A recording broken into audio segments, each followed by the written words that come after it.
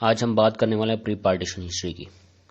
Last time मैंने जो syllabus share किया था जनरल नॉलेज के पेपर का, उसमें हिस्ट्री के हवाले से दो मैंने मेन पॉइंट्स लिखे थे। उनमें प्री पार्टीशन हिस्ट्री थी और पोस्ट पार्टीशन हिस्ट्री थी। अब प्री पार्टीशन हिस्ट्री का ऑलमोस्ट 1/3 आज हम कवर कर लेंगे और हम ज़्यादा फोकस करेंगे मेन पॉइंट्स पे, ऑब्जेक्टिव के पॉइंट ऑफ व्यू से, क्योंकि हमने जनरल नॉलेज के पेपर की प्रिपरेशन करनी है।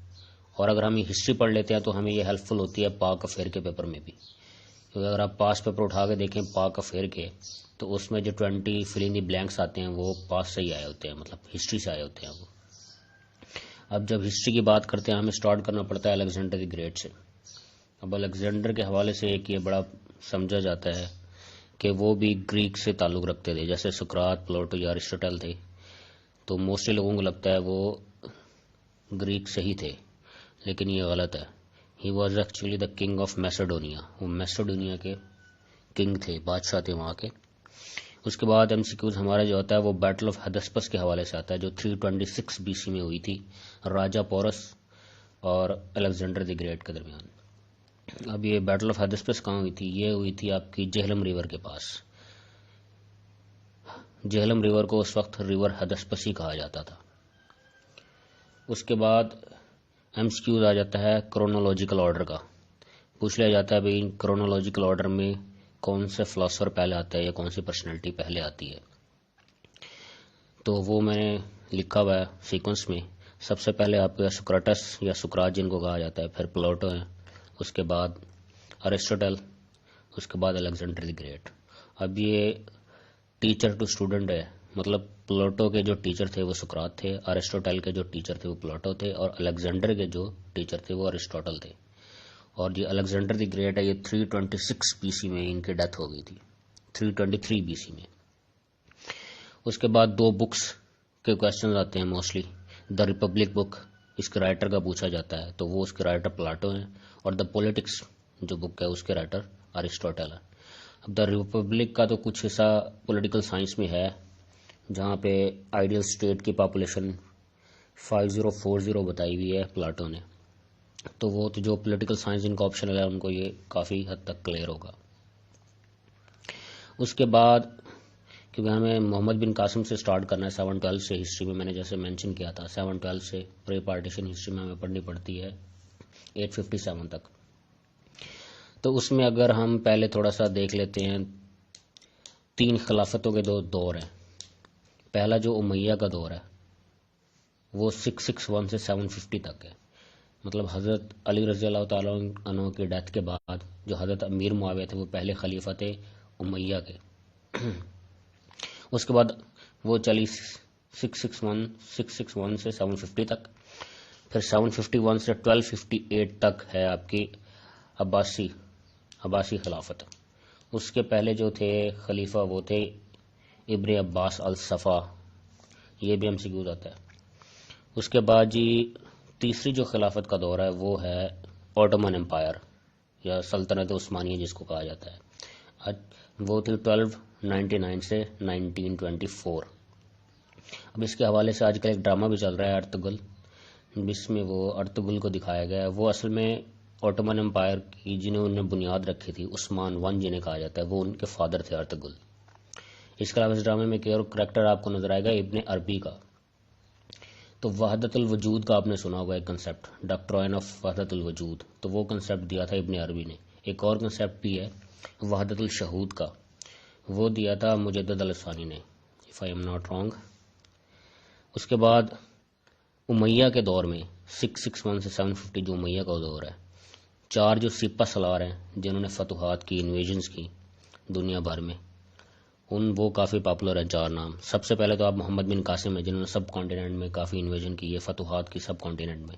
उसके बाद तारिक बिन ज़ियाद जिन्होंने हिस्पानिया या स्पेन आज के दौर में जो उसको फतह किया। उसके अलावा मूसा बिन नुसैर हैं जिन्होंने पुर्तगाल फतह किया था उमैया के दौर में, और कुतैबा बिन मुस्लिम है जिन्होंने सेंट्रल एशियन कंट्रीज फतह की थी। तो ये आपको नाम आने चाहिए इन 4 के। मोहम्मद बिन कासिम पढ़ लेते हैं हम। उनका रियल नेम मोहम्मद बिन कासिम नहीं था। मोहम्मद बिन कासिम मतलब कासिम का बेटा, मोहम्मद बिन कासिम, कासिम का बेटा। रियल नेम उनका था इमादुद्दीन। ये पैदा हुए थे 695 AD में ताइफ में। और ये ट्राइब, क्योंकि उस वक्त ट्राइब होता था, ट्राइब का कंसेप्ट था, तो ये ट्राइब इनका था बनु सकीफा।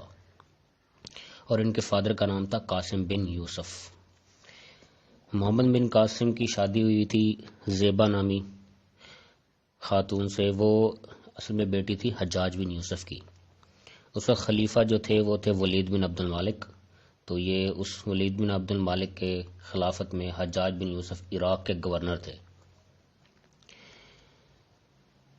मोहम्मद बिन कासिम सब कॉन्टिनेंट कैसे है? यहाँ पे जो सिलोन के बादशाह थे उस वक्त, सिलोन कहा जाता था श्रीलंका को उस वक्त, उन्होंने तहाइफ भेजे थे उमैया के खलीफा को उस वक्त शिप के जरिए। तो वो रास्ते में राजा दहर के जो लुटेरे थे उन्होंने उन्हें लूट लिया और इनको यरगमाल भी बना लिया। फिर किसी तरह से खातून वो ख़त लिखने में कामयाब होगी जो कि हज्जाज बिन यूसुफ तक पहुंचा। फिर हज्जाज बिन यूसुफ ने मोहम्मद बिन कासिम को यहाँ पर भेजा। मोहम्मद बिन कासिम फिर किस रास्ते से यहाँ पे इंटर हुए? तो वो मकरान से, मतलब खैबर पास से होते हुए इंटर हुए। मोस्टली इन्वेजन यहाँ से जितने भी आए इन्वेडर वो खैबर पास से इंटर हुए। वो खैबर पास से इंटर होकर फिर मकरान, मकरान से फिर पंजगोर, पंजगोर से फिर दीबल जिसको कराची कहा जाता है आजकल, फिर वहाँ से निरोन कोट, हैदराबाद। हैदराबाद से आखिरी पड़ाव जो था उनका था मुल्तान, जिसे कासम फोर्ट के नाम से आज भी मुल्तान में फोर्ट मौजूद है। यहाँ से फिर खिलाफत चेंज हो गई थी। पीछे वलीद बिन अब्दुल मालिक चेंज हो गए थे। वलीद बिन अब्दुल मालिक के बाद आ गए थे सलमान बिन अब्दुल मालिक। फिर इन्होंने 715 में वापस बुला लिया था मोहम्मद बिन कासिम को। उस वक्त जो यहाँ पे कैपिटल था दीबल का वो था अरोर। अरोर के नाम से यहाँ कैपिटल था, जो कि आजकल रोहड़ी के नाम से जाना जाता है या रोहरी कहा जाता है, जो सखर के करीब है। अब राजा दहर के फादर के बारे में भी एमसीक्यू आ सकता है। उनके फादर थे राजा चच। चचनामे के बारे में आपने सुना होगा।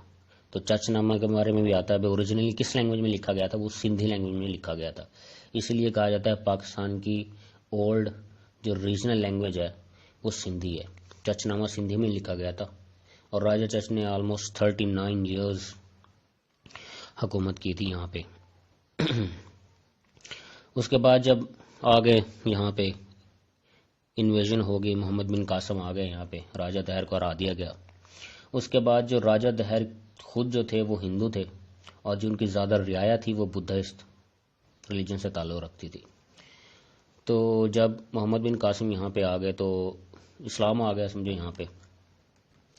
उसके बाद फिर उन्हें कहा गया प्रोटेक्टेड पीपल, मतलब हिंदुओं और प्लस बुद्धिस्ट जो मिला के इनको ज़म्मी उर्दू में बोलते थे, या फिर इनको प्रोटेक्टेड पीपल बोला जाता था। इनको फिर प्रोटेक्शन प्रोवाइड की गई, इनको कुछ नहीं कहा गया, इनको रहने दिया गया यहाँ पे। मोहम्मद बिन कासिम फिर चले गए 712 में वापस। सलमान बिन अब्दुल मालिक चेंज हो गए, मतलब सलमान बिन अब्दुल मालिक आ गए, वलीद बिन अब्दुल मालिक चेंज हो गया। सलमान बिन अब्दुल मालिक ने फिर नोट किया कि इन लोगों की पॉपुलैरिटी बढ़ती जा रही है, जो 4 सिपह सलार थे इनके। फिर वो बारी बारी इनको कत्ल करवा दिया गया सलमान बिन अब्दुल मालिक के दौर में। तो ऑलमोस्ट 20 ईयर्स की टोटल उन्होंने एज पाई थी मोहम्मद बिन कासिम ने। उसके बाद हम बात करते हैं महमूद गजनवी की। महमूद गजनवी गजनी के रहने वाले थे, वहीं पैदा हुए और बरीड भी वहीं पे हैं वो। महमूद गजनी 971 से 1030 इनका टेन्योर है टोटल। और 971 में ये पैदा हुए थे गजनी में। इनके फादर का नाम था सुबख्तगीन और इनके फादर सुबख्तगीन थे स्लेव अलबतगीन के। मोहम्मद बिन कासिम के 17 हमले पॉपुलर आप लोगों ने सुने होंगे।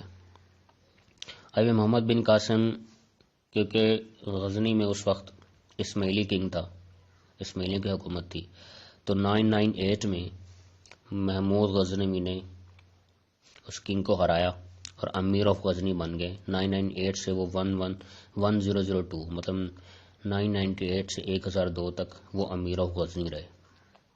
उसके बाद वह 1002 से 1030 तक सुल्तान ऑफ गजनी भी रहे हैं। पहला अटैक उनका जो था वो था टेक्सला पर।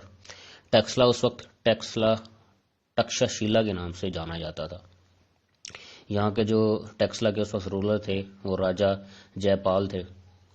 तो तकरीबन 1000 में पहला अटैक किया था महमूद ऑफ गजनवी ने और टेक्सला को फतह किया था। जब देखा राजा जयपाल ने भी महमूद ऑफ गजनवी की फोर्सेज आ गई हैं, तो इनके जीतने के कोई इम्कान नहीं है, तो फिर उसने सुसाइड कर लिया था, खुदकुशी कर ली थी राजा जयपाल ने। उसके बाद उनका बेटा था राजा जयपाल का एक, उसका नाम था अनंतपाल। 1001 में उसने भी मुज़ाहमत करने की कोशिश की थी, गजनवी की, अपने फादर का बदला लेने के लिए, लेकिन वो भी हार गया था और मारा गया था। उसके बाद 1026, ये काफ़ी मेन पॉइंट है, अक्सर पूछा भी जाता है कि सोमनाथ का मंदिर कब गिराया गया था और ये अटैक कौन सा था महमूद गजनवी का। तो ये 16वां हमला था, ये 16वां अटैक था उसका। काठियावाड़ गुजरात मकाम है, वहाँ पे ये सोमनाथ का मंदिर था, जो 1026 में महमूद गजनवी ने तोड़ दिया था। इसके अलावा 1010 की बात करें तो मुल्तान पे भी उसने हमला किया था महमूद गजनवी ने 1010 में। यहाँ उस वक्त यहाँ पे किंग था इस्माइली, दाऊद इस्माइली, उसको हराया था उसने। उसके बाद 1027 में उसका आखिरी अटैक है, 17th अटैक। जब वो सोमनाथ का मंदिर तोड़ने के बाद यहाँ से जा रहा था, तो रास्ते में जो जाट कौम है, जाट्स लोग वहाँ पे बैठे हुए थे, उन्होंने उस पर हमला किया था। उस वक्त वो जख्मी था, कुछ कर नहीं पाया, लेकिन जब वो चला गया तो कुछ अरसे बाद वो आया और उसने इन पे हमला किया, जाट्स को, यहाँ भी उनको फतह किया। 17 अटैक टोटल उसके, यही 7 लास्ट अटैक 17 जाट्स पे था उनका। उसके अलावा डिफरेंट उसको टाइटल दिए गए, जो मेन टाइटल उसको एक दिया गया था वो था स्कॉलर किडनैपर के नाम से। महमूद गजनवी को स्कॉलर किडनैपर कहा जाता था। अब इसके पीछे भी वजूहात है मेन, जैसे आप देख लें, अल बैरूनी का आपने नाम सुना होगा। अल बैरूनी को भी अपने साथ ले आए थे जब ये सब कॉन्टिनेंट आए थे, तो इनके साथ ही रहे एंड तक अल बैरूनी। तो उन्होंने 2 बुक्स उनकी काफ़ी मशहूर हैं, किताबुल हिंद और कानून मसूदी। ये उन्होंने यहीं पे सब कॉन्टिनेंट में लिखी थी बैठ के, जब महमूद गजनवी के साथ वो रहे थे। उसके बाद एक और करैक्टर है फिरदौसी, इसका भी अक्सर एमसीक्यू हो जाता है, हुआस फिरदौसी। तो ये पर्शियन पोइट थे, तो इन्होंने शाहनामा लिखा था। एक शाहनामा है जो कि फिरदौसी ने लिखा था, एक शाहनामा इस्लाम है, इसमें लोग कंफ्यूज हो जाते हैं। शाहनामा इस्लाम लिखा था हफीज जालंधरी ने, जिसकी 4 जिल्दें थी या 4 एडिशन थे जिसके, वो शाहनामा इस्लाम है। और शाहनामा जो लिखा गया था फिरदौसी, मतलब शाहनामा जो था वो ऑलमोस्ट महमूद गजनवी ने कहा था भी मेरी तारीफ में कुछ अशआर लिखो आप, ठीक है, हर अशआर के बदले में आपको उस वक्त की जो करेंसी थी मैं आपको दूंगा वो। तो ऑलमोस्ट काफ़ी टाइम लगाया था, 20 ईयर्स ऑलमोस्ट लगाए थे लिखने में फिरदौसी ने शाहनामा, और 60,000 उसमें अशआर थे। तो ये शाहनामा इसलिए भी काफ़ी पॉपुलर है, लेकिन जो एमसीक्यू हो जाता है वो यही आता है, Shahnama was written by Firdausi, या आता है Firdausi was a Persian poet. और हफीज जलंधर का वही शाहनामा इस्लाम कहा जाता है, तो वो हफीज जलंधर ने लिखा है। उसके अलावा आप बात कर लेते हैं मलिक अयाज की। ये जॉर्जियन स्लेव था और काफ़ी वफादार था महमूद गजनवी के साथ, ऑलमोस्ट इनके फ्रेंड ही बन चुके थे वो। तो फर्स्ट मुस्लिम गवर्नर का पूछा जाता है कौन थे लाहौर के, तो वो ये मलिक अयाज ही थे, जो कि जॉर्जियन स्लेव थे। तो ये लाहौर में ही मदफून है ये। उसके बाद महमूद गजनवी के बेटे आए, इनके डेथ के बाद 1030 में महमूद गजनवी की डेथ हो गई, तो इनके बेटे थे सुल्तान मसूद गजनवी। ऐसा सच इनके बारे में कोई क्वेश्चन तो नहीं आता, लेकिन एक क्वेश्चन आता है भी हज़रत दाता गंज बख्श, जो कि हज़रत उस्मान अली हजवेरी के नाम से भी जिनको जाना जाता है, लाहौर में जिनका वो मज़ार है, तो वो 1039 में सुल्तान मसूद गजनवी के साथ ही सब कॉन्टिनेंट में वो आए थे, जिनकी किताब भी काफ़ी पॉपुलर है कशफुल मुजहब के नाम से, ये भी एमसीक्यूज आ चुका है। उसके बाद हम यूएनओ को तो बाद में डिटेल में पढ़ेंगे, 2 ऑर्गेनाइजेशन हो और हम पढ़ लेते हैं आज इसके साथ। उसमें ILO है आपकी, इंटरनेशनल लेबर ऑर्गेनाइजेशन, इसके हवाले से क्वेश्चन आते हैं। हिस्ट्री का जो बाकी पार्ट रह गया वो नेक्स्ट लेक्चर में हम कंटिन्यू करेंगे। अब ILO के हवाले से हम पढ़ लेते हैं ILO क्या है। ILO है एब्रीविएशन इंटरनेशनल लेबर ऑर्गेनाइजेशन का। ये बनी थी 1919 में, वर्ल्ड वार 2 के बाद, ये वर्ल्ड वार 1 के बाद बनने वाली ये ऑर्गेनाइजेशन है। तो 1919 में बन गई थी, ओल्डेस्ट ऑर्गेनाइजेशन भी इसको ही कहा जाता है। वो आपको देखना पड़ता है कि ये ओल्डेस्ट है या नहीं, उससे पहले भी ऑर्गेनाइजेशन कुछ हैं, जैसे रेड क्रॉस है वो 1863 की है। तो ILO 1919 में बनी थी और इसका हेडक्वार्टर जिनीवा है स्विट्जरलैंड में। और इसके पाकिस्तान इसको कब ज्वाइन किया था ये भी एमसीक्यू जाता है, पाकिस्तान ने इसको ज्वाइन किया था 14 अक्टूबर 1947। या मोस्टली 14 नहीं दिया होता एमसीक्यूज में, तो 30 अक्टूबर आप चूज़ कर सकते हैं, वो आपने देखना है 14 दिया हुआ है या 30 दिया हुआ है। अगर 14 दिया हुआ है तो फिर आपने 14 को टिक करना है, अगर 30 अक्टूबर है 14 नहीं है तो फिर आपने 30 अक्टूबर को ही चूज़ करना है। मेंबर इसके इस वक्त 187 है, इनमें से 186 मेंबर तो वही हैं जो यूएनओ के हैं। उसके बाद है league of nation. League of nation बनी थी 10 जनवरी 1920 में और इसका हेडक्वार्टर जनीवा स्विट्जरलैंड है। ये भी काफ़ी पॉपुलर है, जो कि लीग ऑफ नेशन तो ख़त्म हो गई थी वर्ल्ड वार 2 का बिगन होते ही। इसको चाइल्ड्स ऑफ प्ले भी कहा जाता है इस ऑर्गेनाइजेशन को। तो ये आज का हमारा टोटल लेक्चर है। नेक्स्ट लेक्चर में इंशाल्लाह हम हिस्ट्री को भी कंटिन्यू करेंगे और थोड़ा सा साथ यूएनओ को भी, अगर मैं सेपरेटली एक लेक्चर बना दूंगा यूएनओ का, क्योंकि यूएनओ से एमसीक्यूज बहुत ज़्यादा आते हैं और उससे रिलेटेड ऑर्गेनाइजेशन से भी बहुत आते हैं। 17-18 ऑर्गेनाइजेशन से रिलेटेड भी हैं जो उससे अटैच है यूएनओ से। वर्ल्ड बैंक या आईएमएफ और भी बहुत सारी हैं, यूनेडो है, यूनिसेफ है, चिल्ड्रन के हवाले से बहुत से ऑर्गेनाइजेशन है। तो वो यूएनओ के हवाले से मैं एक सेपरेटली लेक्चर बना दूंगा। तो हिस्ट्री का नेक्स्ट लेक्चर में हम कंटिन्यू करेंगे यहीं से जहाँ से हमने एंड किया, मतलब 1039। अब हम नेक्स्ट लेक्चर में हम चले जाएंगे मोहम्मद गौरी पे। उसके बाद फिर आपके स्लेव डायनास्टी, फिर आपकी डायनास्टियाँ शुरू हो जाती हैं। स्लेव है, फिर उसके बाद खिलजी, फिर तुगलक, फिर सदात, उसके बाद फिर लास्ट में लोधी डायनास्टी, उसके बाद फिर आपकी बाबर, मुग़ल आ जाते हैं, फिर आपका कॉलोनियल एरा आ जाता है जो कि है आपका ब्रिटिश का। यह इंशाल्लाह नेक्स्ट लेक्चर में हम कंटिन्यू करेंगे। अस्सलाम वालेकुम। आज हम बात करने वाले हैं प्री पार्टीशन हिस्ट्री की। लास्ट टाइम मैंने जो सिलेबस शेयर किया था जनरल नॉलेज के पेपर का, उसमें हिस्ट्री के हवाले से अस्सलाम वालेकुम। आज हमारा हिस्ट्री का लेक्चर 2 है। लास्ट टाइम हमने पढ़ा था 1039 एडी तक, आज हम उससे ऑनवर्ड पढ़ेंगे। अब हमने स्टार्ट तो 1039 से करना था, लेकिन उससे पहले भी कुछ इवेंट हैं जो हमें पढ़ लेने चाहिए। सबसे पहले हम बात करेंगे फर्स्ट बैटल ऑफ क्रूसेड की। मुसलमानों ने हज़रत उमर रज़ी अल्लाह तआला अन्हु के दौर में फ़तह किया था यरूशलेम को, यानी बैतुल मुक़द्दस को, जो कि मुसलमानों का 18 मन तक क़िबला भी रहा था। अब बाद में क्या हुआ कि जो उस वक्त पोप का दौर आ चुका था, क्रिश्चियंस अपने पोप की बहुत सुनते थे। आज भी वेटिकन सिटी में उनका चर्च है जहाँ पे पोप उनका मौजूद है। तो पोप ने उनको भड़काया कि आप लोगों की जो असल जगह है, जो बैतुल मुक़द्दस जहाँ पे आप लोग रहा करते थे, जहाँ पे आपके मसीह पैदा हुए थे हज़रत ईसा अलैहिस्सलाम, आप उसको छोड़ के यहाँ अलग बैठे हुए हो, तो आपको जाना चाहिए वहाँ, उसको फ़तह करना चाहिए। तो ये क्रूसेड फिर आए वहाँ से 1095 में, 1095 में ये वहाँ से चले हैं और 1099 यहाँ पे आके इन्होंने 4 साल के अरसे में फ़तह कर लिया यरूशलेम को। यरूशलेम को सबसे पहले हज़रत उमर के दौर में फ़तह किया गया था 636 एडी में। अब उसके बाद इसको यरूशलेम हमारा चला गया दोबारा क्रिश्चियंस के पास। अब इसको हमारे एक करैक्टर थे सलाहुद्दीन अयूबी, जिनका जिक्र आपने अर्तुगरुल ड्रामा में भी देखा होगा। इनका जो लाइफ टेन्योर है सलाहुद्दीन अयूब का 1138 to 1193 एडी। अब एडी बीसी की बात कर रहा हूँ मैं। बीसी हज़रत ईसा अलैहिस्सलाम से पहले का जो दौर है, और एडी हज़रत ईसा अलैहिस्सलाम के बाद का जो दौर है, ये वो बात हो रही है। थर्ड बैटल ऑफ क्रूसेड में इन्होंने सलाहुद्दीन अयूबी ने बैतुल मुक़द्दस को दोबारा फ़तह किया था मुसलमानों के लिए। इस बैटल को जो 1187 में हुई थी, इसे थर्ड बैटल ऑफ क्रूसेड या बैटल ऑफ हैथन भी कहा जाता है।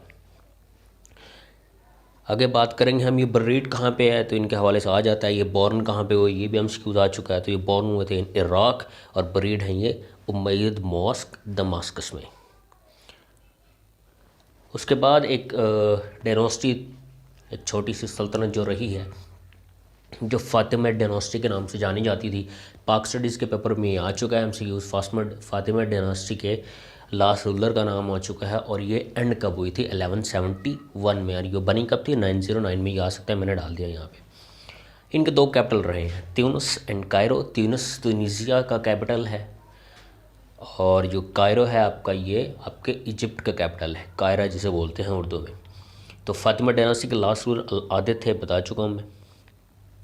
इसके बाद करेक्टर स्टार्ट होता है 1173 to 1206, जो इम्पोर्टेंट है हमारे one paper point of view से या पीएमएस के पाक अफेयर के पेपर में। 2 भाई थे, गयासुद्दीन मोहम्मद गौरी और मुइज़ुद्दीन मोहम्मद गौरी। ये 2 भाई थे जिन्होंने यहाँ पे कह सकते हैं महमूद गजनवी के बाद इन्हीं की जो हुकूमत मुसलमानों की देखी जाए तो इन्हीं की हुकूमत है वो। इन टेन्योर इनका था 1173 तक, ये दोनों भाई थे। उसके बाद उनकी डेथ हो गई थी मुइज़ुद्दीन मोहम्मद गौरी की। तो फिर सेपरेटली जो गवर्नमेंट यहाँ पे हुकूमत रही थी 1202 टू 1206 वो घियासुद्दीन मोहम्मद गौरी की रही है। और ये काफ़ी इंपॉर्टेंट करेक्टर है, ये आगे आपको पता चल जाएगा अभी। दो बैटल्स इनकी काफ़ी मशहूर है गयासुद्दीन मोहम्मद गौरी की, बैटल ऑफ ट्राइन जिन्हें बोला जाता है 1191 एंड 92। ये हुई थी गौरी और पृथ्वीराज चौहान के दरमियान।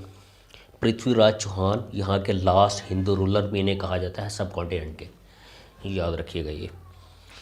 और गौरी डाइड इन 1206 में इनकी डेथ हो गई। और बैटल ऑफ ट्राइन के बारे में बता दूँ, जब फर्स्ट बैटल ऑफ ट्राइन हुई थी वो गयासुद्दीन मोहम्मद गौरी वो हार गए थे, क्योंकि इतने वो आर्म्स और मैन्स नहीं लेके आए थे अपने साथ, तो इसलिए वो हार गए थे। फिर 1192 में ये आए पूरी आर्मी के साथ, उन्होंने पृथ्वीराज चौहान को यहाँ पे हराया। यहाँ पे जो बाकायदा मुसलमानों की जो ऑनवर्ड फिर गवर्नमेंट शुरू हो जाती है, 1000 साल जो डायनास्टी है मुसलमानों की यहीं से स्टार्ट होती है। अब इसके जो कोई बेटा नहीं था गयासुद्दीन मोहम्मद गौरी का, इनकी औलाद नहीं थी, तो इनसे पूछा जाता था कि आपकी डेथ के बाद आपकी इतनी बड़ी सल्तनत जो उसको कौन संभालेगा। तो ये कहते थे जो मेरे स्लेव्स हैं यही मेरे बेटे हैं, यही मेरे गवर्नमेंट को संभालेंगे। तो यही वजह थी कि उन्होंने अपनी ज़िंदगी में ही अपने कुछ सिपा सलार जो अच्छे थे उनको अपनी ज़िंदगी में जो सल्तनत थी वो सौंप दी थी। अब बात करें तो 4 जैसे मैंने आपको बताया था कल उमैय्यद डायनेस्टी में बताए थे, यहाँ पे आप देख लें। कुतुबुद्दीन ऐबक को दिल्ली दिया गया, फर्स्ट मुस्लिम रूलर भी इन्हें कहा जाता है सब कॉन्टिनेंट का, क्योंकि पहले जो इन्वेडर्स आते थे ये गौरी वगैरह हो गए या गजनी, ये आते थे इन्वेजन करके यहाँ से चले जाते थे। लेकिन जो परमानेंट गवर्नमेंट जो बनाएगी यहाँ पे डायनेस्टी बनाएगी वो कुतुबुद्दीन ऐबक के 1206 में बनी, वो आगे मैं बता रहा हूँ आप लोगों को। और मुल्तान का जो एरिया था वो नासिरुद्दीन कबाचा को दिया गया था, ये भी आता है आप लोगों का। मुल्तान के जो गवर्नर कहा जाता है जो नासिरुद्दीन कबाचा है वो ये हमसे गुजर चुका है हिस्ट्री के पेपर में। ताजुद्दीन जल्दोज थे, इनका ताल्लुक़ गजनी से, मतलब इनको गजनी एलोकेट किया था आपके कुतुबुद्दीन ऐबक ने। और बख्तियार खिलजी, इनका ताल्लुक़ मतलब इनको जो एरिया अलॉट किया गया था वो बंगाल इनको अलॉट किया गया था। तो ये 4 सिपा सलार जो इनके काफ़ी पॉपुलर थे। अब डायनास्टी शुरू हो जाती हैं यहाँ से, फिर रूलिंग डायनास्टीज़ आपकी 5 डायनास्टीज़ हैं। स्लेव डायनास्टी 1206 टू 1290, इनका टेन्योर भी आ जाते हैं, याद रखिएगा। उसके बाद जो डायनास्टी थी वो खिलजी थी डायनास्टी। ये क्रोनोलॉजिकल ऑर्डर भी याद रखिएगा, इसमें पूछा जा सकता है कौन सी इनमें से डायनास्टी पहले थी, ठीक है। उसके बाद आप लोगों की है तुगलक डायनास्टी 1320 टू 1414 एंड सदार डायनास्टी आप लोग की, या जिसे सही डायनास्टी कहते हैं वो है 1414 टू 1451। उसके बाद हमारी है लोधी डायनास्टी 1451 टू 1526। 1526 में जो आपकी लोधी डायनास्टी लास्ट थी, उसके बाद आपके मुगल्स इरा स्टार्ट हो जाता है। 1 बाय 1 बात करेंगे स्लेव डायनास्टी की, जो इंपॉर्टेंट पॉइंट है हम वही करेंगे सिर्फ। 1206 टू 1290 इसका टेन्योर है। कुतुबुद्दीन ऐबक सबसे पहले इनके रूलर हैं, जैसे मैंने आपको पहले बताया। टाइटल इनको लख दाता कहा जाता था, बहुत ये नरम तबीयत के थे। कुतुब मीनार इन्होंने बनाया 242 फीट, जो कि दिल्ली में इस वक्त मौजूद है। कुतुब मीनार आप गूगल करके देख सकते हैं। मस्जिद कुव्वत इस्लाम इन्होंने बनवाई, मस्जिद अजमेर इन्होंने बनवाई। और इनका जो कैपिटल था वो दिल्ली था, इनके डायनास्टी का कैपिटल दिल्ली था। डाइड, ये मरे कैसे थे, इनकी डेथ कैसे हुई थी, ये हमसे कुछ बार बार आ चुका है। तो लाहौर में ये चौगान, ओल्ड नेम है पोलो का, ये खेलते हुए उनकी डेथ हो गई सी घोड़े से गिर के। बरीड कहाँ पे, ये लाहौर में है। ये हमसे कुछ भी आ चुका है कि इनका मज़ार कहाँ पे है। देन हम बात करेंगे इनके बेटे की गवर्नमेंट जो 1 साल रही है, जो कि इतनी प्रोमिनेंट नहीं है। आराम शाह, जिनका नाम था 1210 two 1211, killed by Shamsuddin Altamash ने इनको कत्ल कर दिया था। जो इनके बाद अब रूलर आप आएंगे तो देख लेंगे। इसके बाद रूलर जो थे वो थे शमसुद्दीन अल्तमश 1211 से 1236। सबसे लॉन्ग टर्म जो स्लेव डायनास्टी में है वो इन्हीं का है। इन्हें actual father of slave dynasty भी कहते हैं। वैसे तो आपके कुतुबुद्दीन ऐबक, लेकिन एक्चुअल की अगर वो बात करें तो क्योंकि रूलिंग इनका इराज ज़्यादा है इसलिए इन्हें कहा जाता है। इन्होंने जो काम किया उनमें देख लिया आप, इशू अरेबिक कॉइन्स, टांका एक कॉइन था वो सिल्वर का बना हुआ था, वो इन्होंने इशू किया था। और जिताल था वो कॉपर का, वो दोनों इन्होंने इशू किए थे। चालीसिया इनका एक वर्ड यूज़ होता है। इनके पास 40 उस वक्त के जो ज़हीन लोग थे, स्टेट्समैन आप लगा लें, इन्होंने अपनी कैबिनेट में वो रखे हुए थे। तो वही इसकी गवर्नमेंट इतनी एक्सपैंड होने की वजह भी यही चालीसिया थे। तो 40 स्टेट्समैन जैसे मैंने यहाँ पे लिख दिया है। उसके बाद इनकी जो बेटी थी Razia Sultana, first and last women ruler of सब कॉन्टिनेंट, वो रज़िया सुल्ताना को कहा जाता है। वो शमसुद्दीन अल्तमश की बेटी थी। अपनी ज़िंदगी में शमसुद्दीन अल्तमश ने कह दिया था कि मेरे बाद मेरे जो डायनास्टी की मालिक हैं वो रज़िया सुल्ताना है। इन्होंने शादी की थी अल्तोनिया से। ये हिस्ट्री के पेपर में तो आ सकता है, वैसे जनरल नॉलेज के पेपर में भी आ सकता है, क्योंकि आजकल पीपीएससी वाला काफ़ी डीपली जा रहा है। तो इनके जो स्लेव एक हैं, स्लेव इनके अस्तबल इंचार्ज, उनका नाम था याकूत। ये हिस्ट्री के पेपर में आ चुका है एक बार, तो मैंने लिख दिया, इम्पोर्टेंट है। उसके बाद रज़िया सुल्ताना की डेथ के बाद 1240, रज़िया सुल्ताना का मैंने टेनओवर लिख दिया 1236 टू 1240, याद रखिएगा। ये घियासुद्दीन बलबन की फिर आती है 1240 टू 1288 भी इसको कुछ कहते हैं, लेकिन मैंने इसको 1290 तक ही कर दिया क्योंकि अगली डायनास्टी यहीं से स्टार्ट हो रही है। तो ये स्लेव थे शमसुद्दीन अल्तमश के ही। कॉल्ड हिमसेल्फ नाइब ऑफ अल्लाह, नाइब खुदा, इन्होंने ख़ुद को कहा पहली बार। इन्होंने बादशाह को सजदा करने का कहा पहले बार। बलबन्स थ्योरी ऑफ किंगशिप एक आती है, ठीक है, kingship theory is letter to Ghiyasuddin Balban. तो उसके 3 पॉइंट थे, पावर, प्रेस्टीज एंड जस्टिस, याद रखिएगा। ये सब इंपॉर्टेंट इवेंट्स जो इसी इरा में हुए हैं स्लेव डायनास्टी के 1218 टू 1220, इन 2 सालों में जो चंगेज़ खान मंगोल थे, नाम सुना होगा अर्तुगरुल में आप लोगों ने, डिस्ट्रॉयड द किंगडम ऑफ अल-ख़्वारिज़मी, जो किंगडम था उन्होंने डिस्ट्रॉय किया उसको 1218 टू 1220। ये सेम एजेड MCQs आ चुका है पास्ट पेपर्स में। देन एक इवेंट हुआ 1258 में। मैंने जो डायनास्टीज़ आप लोगों को बताई थी, जब इस्लामियत पढ़ाऊँगा तो वो डिटेल में बता दूँगा, जो लेक्चर अपलोड करूँगा। तो उमैयद की जो डायनास्टी रही थी वो 661 टू 750 एंड 752 ऑन वर्ल्ड 508 साल 1258 तक रही है आप लोगों की अब्बासिद कैलिफेट या खिलाफत अब्बासिया। अब खिलाफत अब्बासिया 1258 में कैसे गिरी, तो ये बगदाद फाल को उसे कहा जाता है, क्योंकि जो अब्बासिद कैलिफेट थे उनका कैपिटल बगदाद था। हलाको ख़ान ने उस पर हमला किया, जो आखिरी रूलर था इनका मुस्तसिम बिल्ला, उन्हें बुरी तरह कत्ल किया हलाको ख़ान ने। तो ये 1258 बगदाद फॉल भी इसी इरा में हुआ है, स्लेव डायनास्टी की इरा में। अब यहाँ पे दरमियान में एक बैटल भी है जो कि मंगोल से हुई थी, जो पहली मंगोलों की डिफीट थी। मंगोल क्योंकि उनको हराना बहुत मुश्किल था, बहुत जंगजू थे वो। तो बैटल ऑफ एंजलू 1260 में हुई थी। किंग कुतूस एंड रुकनुद्दीन बैबर, जो रुकनुद्दीन बैबर थे ये मंगोल्स के साथ ही पले बड़े थे, इन्हें काफ़ी हद तक उनका पता था। तो defeated Mongols army first time in Syria. King Qutuz slave dynasty से रिलेटेड एक किंग थे, और इन्होंने और रुकनुद्दीन बैबर ने मिलकर पहली बार मंगोल्स को हराया था। MCQ आ चुका है पास पेपर में एक बार। Who defeated the Mongols in 13th century, तो रुकनुद्दीन बैबर वहाँ पे लिखा हुआ होगा। 1271 इसी दौर में एक इवेंट हुआ है, मार्को पोलो विजिटेड चाइना। ये MCQ आता है, Marco Polo visited China in 1271, याद रखिएगा। Khilji dynasty 1290 to 1320, second dynasty. ये खिलजी के हवाले से एक पद्मावती मूवी बनी थी इंडियन, वो तो खैर उन्होंने हिस्ट्री को बहुत चेंज किया था उन्होंने, रॉयल हिस्ट्री नहीं थी। फाउंडेड इसके हैं जलालुद्दीन खिलजी 1290 1296, तो 6 ईयर्स ये रहे हैं। उसके बाद सेकंड जो अलाउद्दीन खिलजी, इसके बारे में काफ़ी इंपॉर्टेंट MCQs आते हैं और मूवी में इसी की बेस पे बनाई गई थी। इन्होंने काफ़ी सारे रिफॉर्म्स किए, सीक्रेट एजेंसीज इन्होंने सबसे पहले बनाई, मार्केट कंट्रोल सिस्टम ये लेके आए, रेवेन्यू सिस्टम लेके आए, लैंड रेवेन्यू सिस्टम लेके आए। अलाई दरवाज़ा इन्होंने दिल्ली में बनवाया, उस दरवाजे के अंदर ही टोटल मार्केट थी। इन्होंने जो प्राइस फिक्स की थी अपने आते ही, वो 13 साल तक वही प्राइस रही थी चीज़ों की, कोई भी प्राइस ज़्यादा नहीं कर सकता था। इन्होंने टैक्स फ्री कर दिया था ट्रेड वालों को, ताकि आवाम को रिलीफ मिल सके। लेकिन आपने देखा पद्मावती में ऐसा कुछ नहीं दिखाया उन्होंने। उसके बाद बात करें तो अटैक ऑन दक्कन। अब दक्कन जो प्लोटुआ, ये भी आता है MCQs, वेयर इज दक्कन प्लोटुआ, तो इंडिया में दक्कन प्लोटुआ है। अब MCQs आता है आप लोगों का ये कि दक्कन जो, उस पर अटैक बहुत कम लोग ही करते थे दक्कन पे। तो ये फर्स्ट रूलर थे जिन्होंने अटैक किया था दक्कन।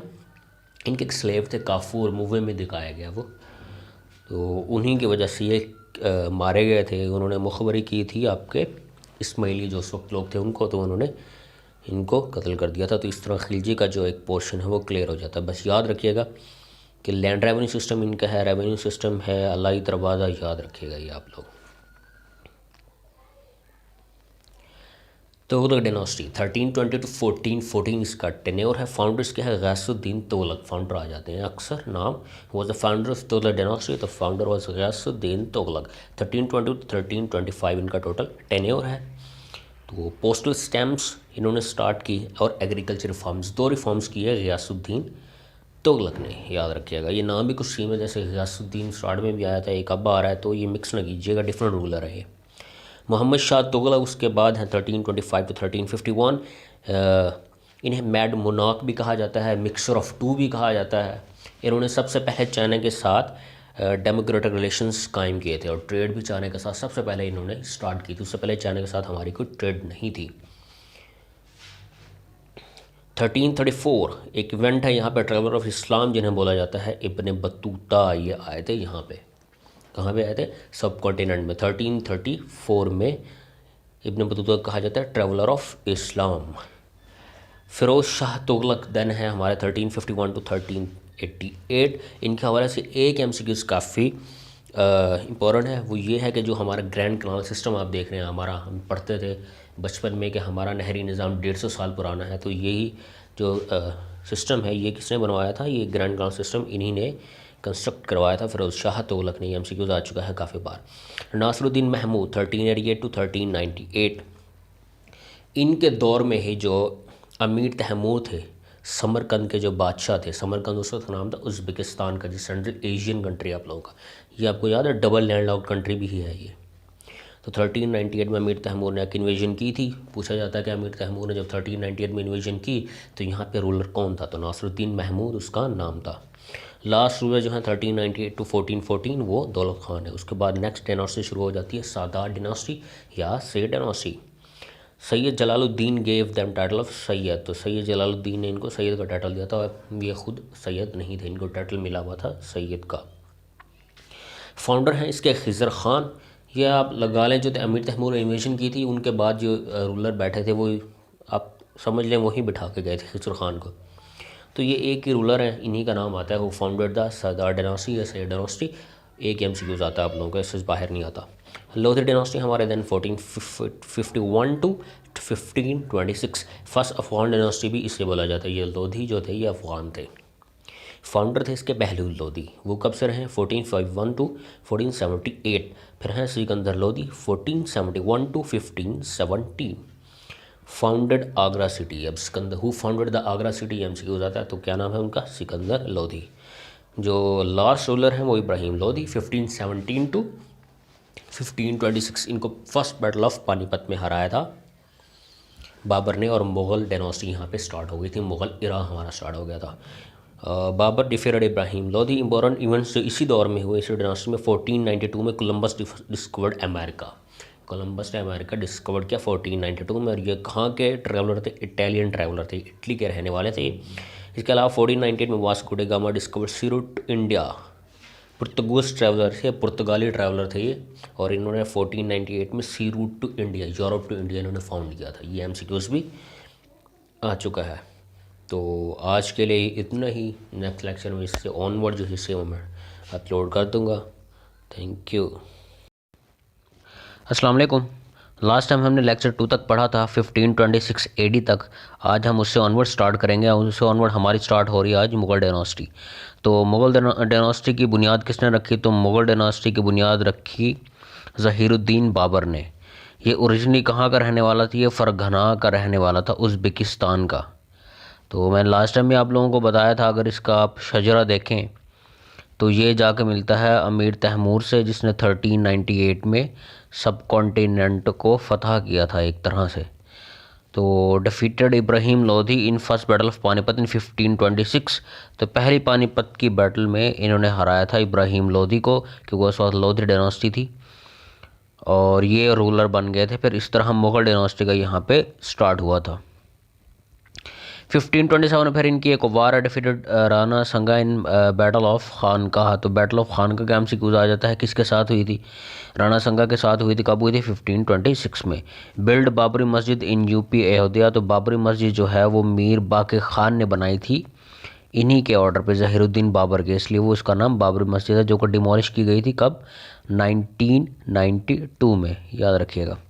बाला हसार फोर्ट नियर पिशावर, ये एक फोर्ट भी इन्होंने बनवाया था बाबर से बाला, तो याद रख लिएगा Bala Hisar fort was built by Zahiruddin Babur और ये नियर टू पिशावर है। ये एमसीक्यूज आ चुका है भाई, कहाँ पे है वो, तो ये मैं बता चुका हूँ। अगली जो लाइन लिखी है ओरिजिनली केम फ्रॉम फरघना टर्किश, तो ये टर्किश का आएगा, एमसीक्यूज लिखा हुआ होगा कहाँ से था, ये तुर्की वो भी ठीक होगा, टर्किश था ये, या फरघना लिखा हो तो फरघना पे आपने क्लिक करना है। तो इन्होंने एक बुक लिखी थी तो उसके बाबरी के नाम से, रिटर्न इन चगताई लैंग्वेज। ये मैं जो एमसीक्यूज आपको बता रहा हूँ बुक का आता है अभी किस लैंग्वेज में लिखी गई थी, या तो वहाँ पे तर्किश हो ऑप्शन में तो वो क्लिक करेंगे, अगर तर्किश नहीं है तो फिर चगताई करेंगे, अगर चगताई और तर्किश दोनों है फिर आपने चगताई पे लगाना है क्योंकि लैंग्वेज वो चगताई थी।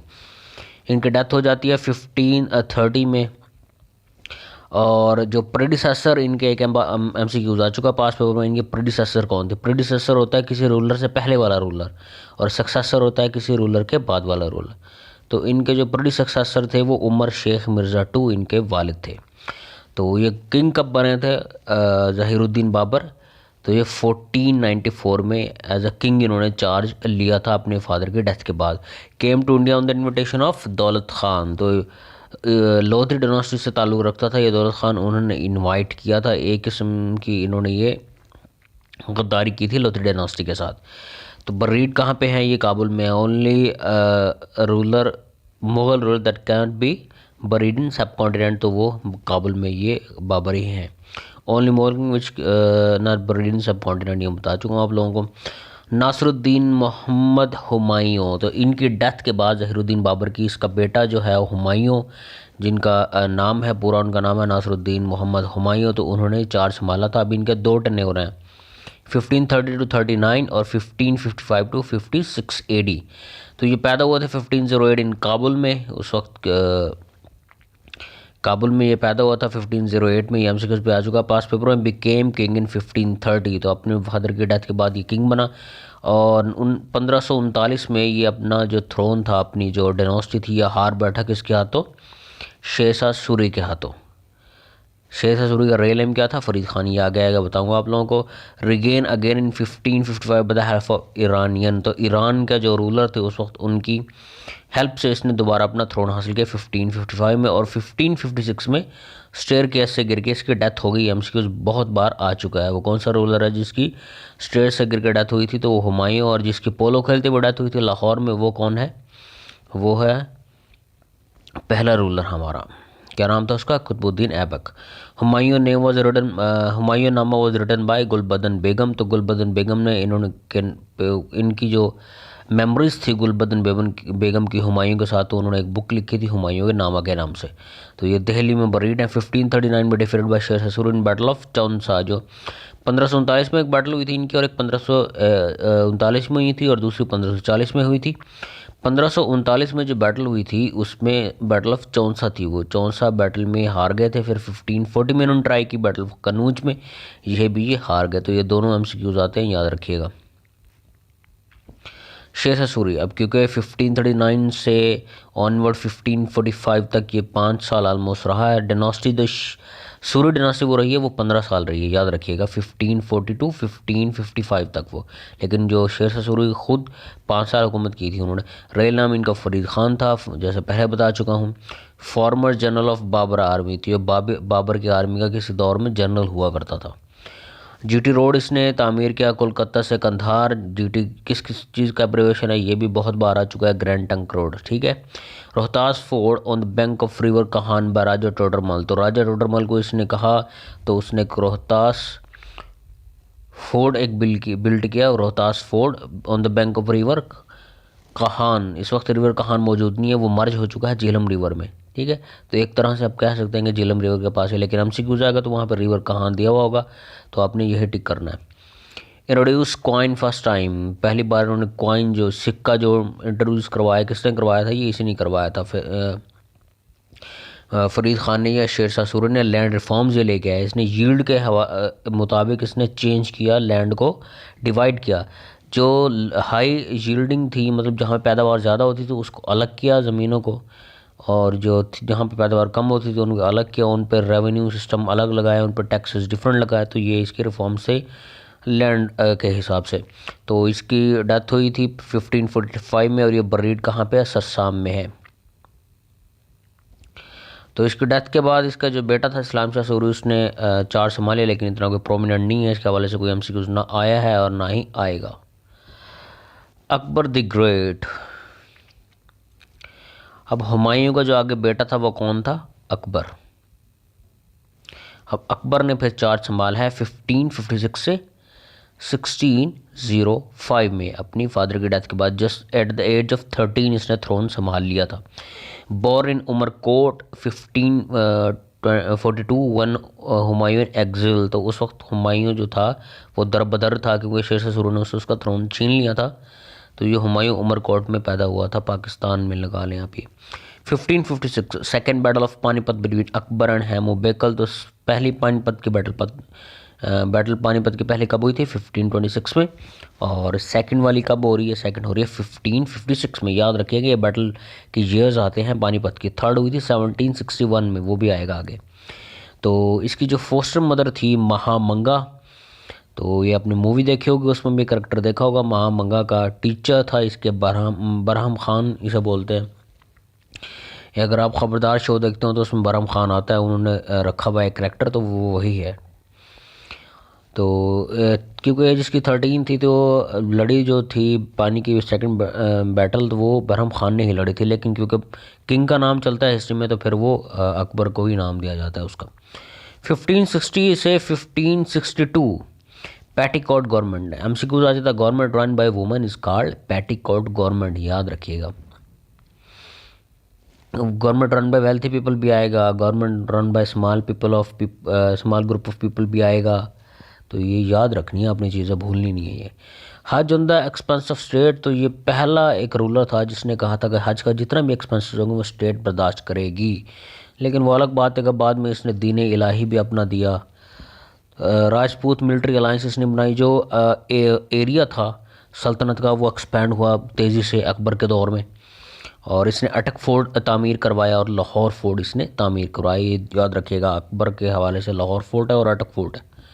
Introduce Deen Ilahi in 1582 24 hours fire rising in दरबार। तो इसके दरबार में आग भी जलती रहती थी, आग के अलावा।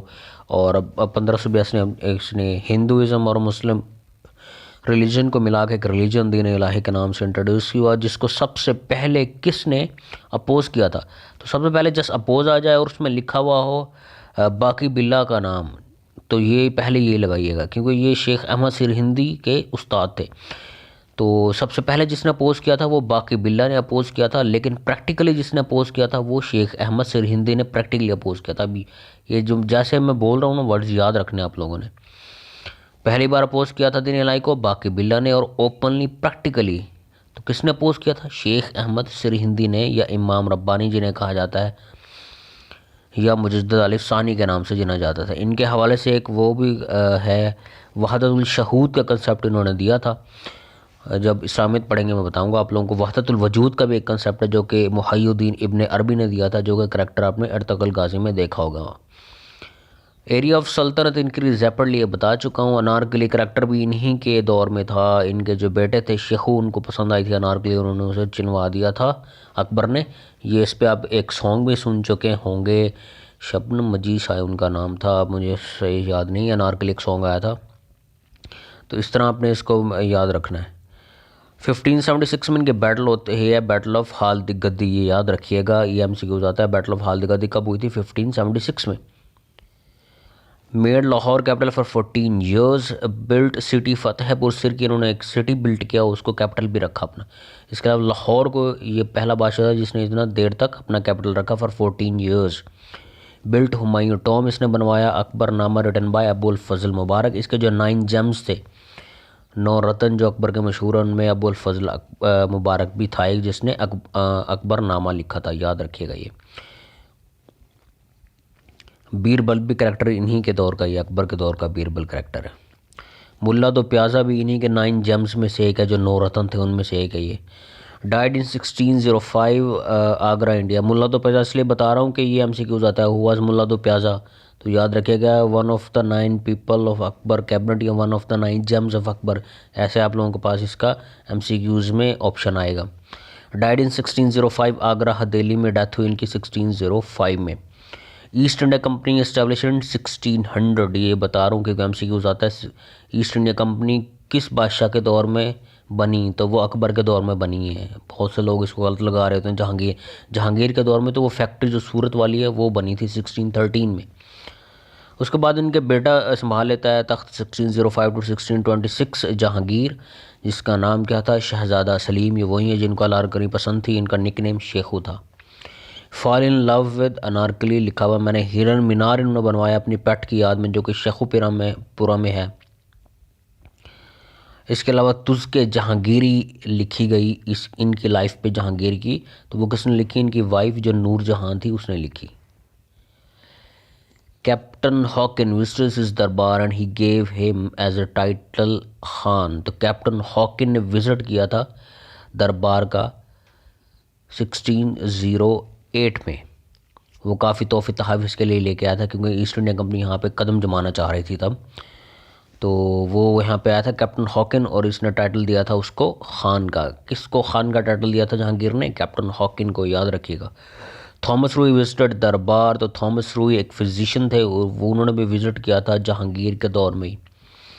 जस्टिस चेन, एक चेन बाहर इंसाफ की लटकी रहती थी इनके दरबार के बाहर, जिसको इंसाफ चाहिए होता था वो आके चेन हिलाता था।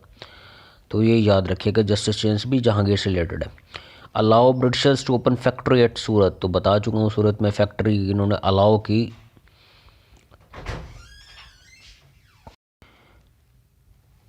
Allow Britishers to open factory at Surat 1613 में ये सूरत में फैक्ट्री ओपन हुई थी। उसके अलावा opium growing start in his rain, जो ओपियम थी वो भी इन्हीं के दौर में स्टार्ट हुई ग्रो करना सब कॉन्टिनेंट में ओपियम की सबसे पहले काश जहांगीर के दौर में स्टार्ट हुई। उसके बाद ब्रिटिशर्स ने अपने दौर में वही ओपियम चाइना को बेचना शुरू कर दी, और इसलिए वो ओपियम वार भी हुई चाइना और ब्रिटिशर्स के दरमियान। तो ये सारा यहीं से सिलसिला शुरू हुआ था।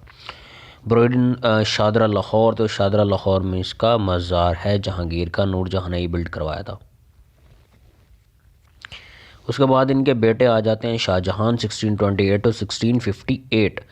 तो बोर्न इन 1592, ये डेट ऑफ बर्थ इनकी आ चुकी है, डेट ऑफ ईयर इनकी बर्थ का आ चुका है। बोर्न कब होते 1592 में। ये इन्होंने एक शालीमार गार्डन बनवाया था 1642 में। ये हमसे कूद आ चुका है कि शालीमार गार्डन कब बना था, 1642 में। बिल्ड ताज महल फॉर मुमताज़ महल, तो अपनी बेगम जो मुमताज़ महल है उसके लिए इसने ताज महल बनवाया था। तो वो कब स्टार्ट हुआ था, 1632 में उसकी कंस्ट्रक्शन स्टार्ट हुई थी, 1648 में कंप्लीट हुई थी। ये इनिशियल जो इसका स्टार्टिंग ईयर है 1632, ये पीएमएस के पेपर में आ चुका है। रेड फोर्ट लाल किला जो दिल्ली है वो भी इन्होंने तामीर करवाया। जामा मस्जिद दिल्ली इन्होंने तामीर करवाई। मोती मस्जिद आगरा फोर्ट में जो है वो तामीर करवाई।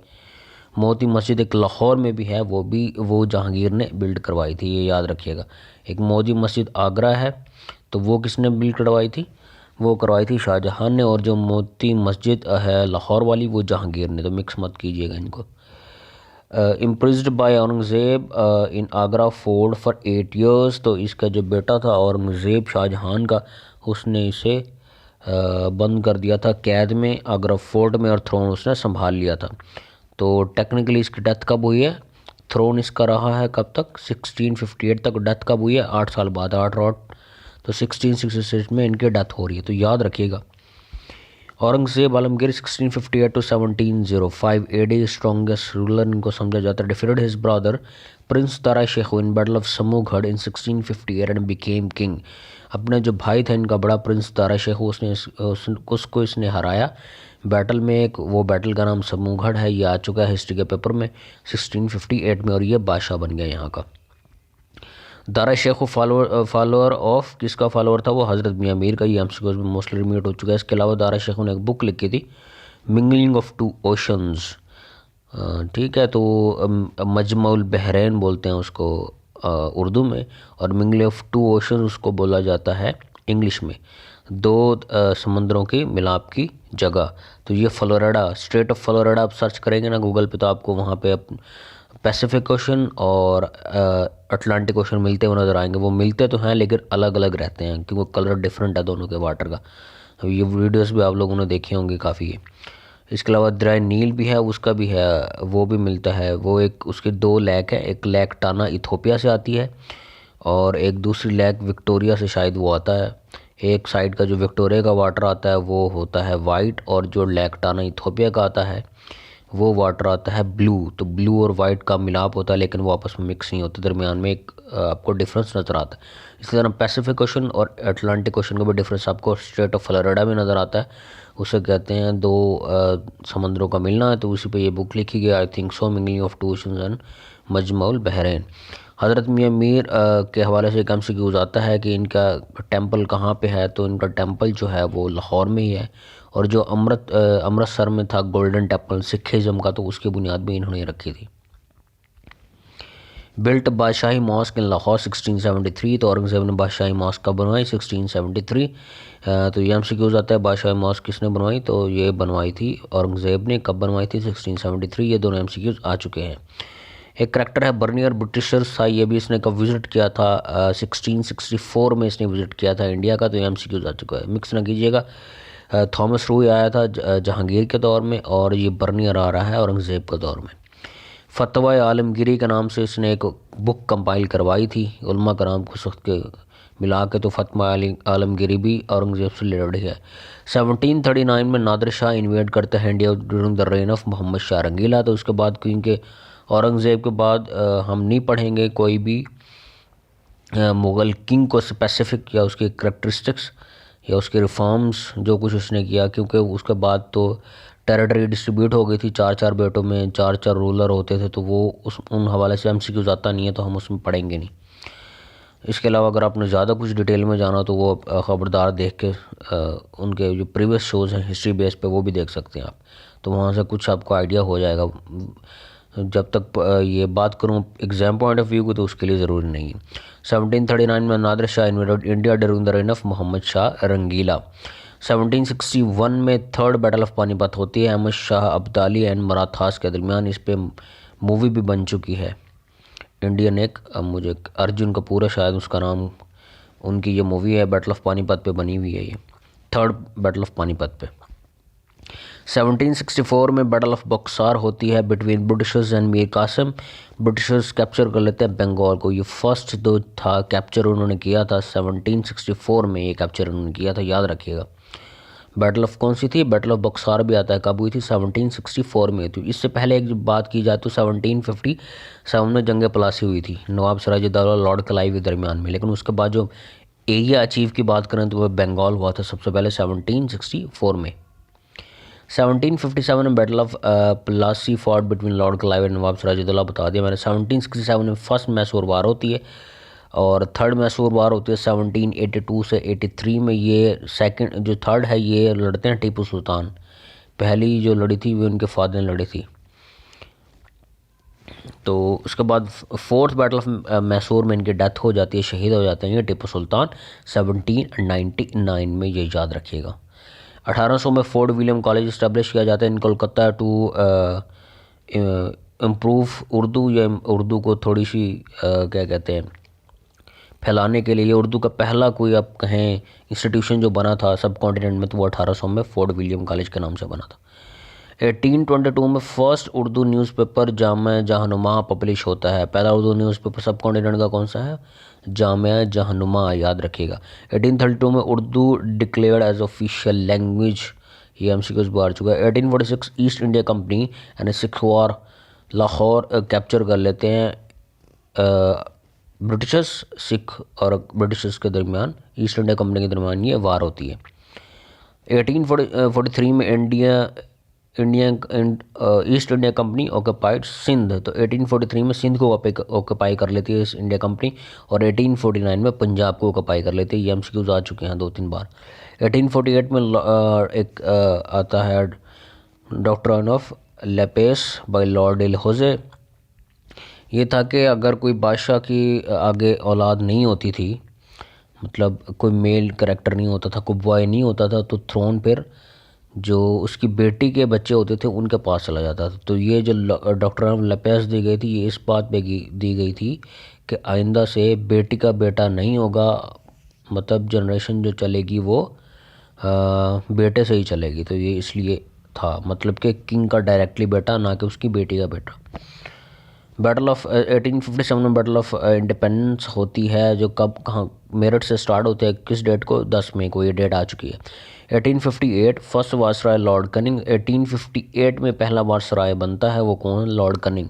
उससे पहले होते थे governor general of east India company का वो होता था हेड, गवर्नर जनरल उसे कहा जाता था, तो वो उसको चेंज कर दिया गया 1858 में। यह भी याद रखिएगा कि 1858 में ईस्ट इंडिया कंपनी डिसॉल्व कर दी थी, और 1858 में ईस्ट इंडिया कंपनी अबॉलिश, ये मैंने लिख दिया यहीं पे, आप लोग देख सकते हैं। 1858 Britishers occupier India through Queen's proclamation order, ये एमसीक्यू जैसे क्या आता है, इंडिया को ब्रिटिशर्स ने किस लॉ के थ्रू ऑक्युपाई किया था, तो क्वींस प्रोक्लेमेशन ऑर्डर, याद रखिएगा, सेम एमसीक्यूज में ये लाइन होगी आपके।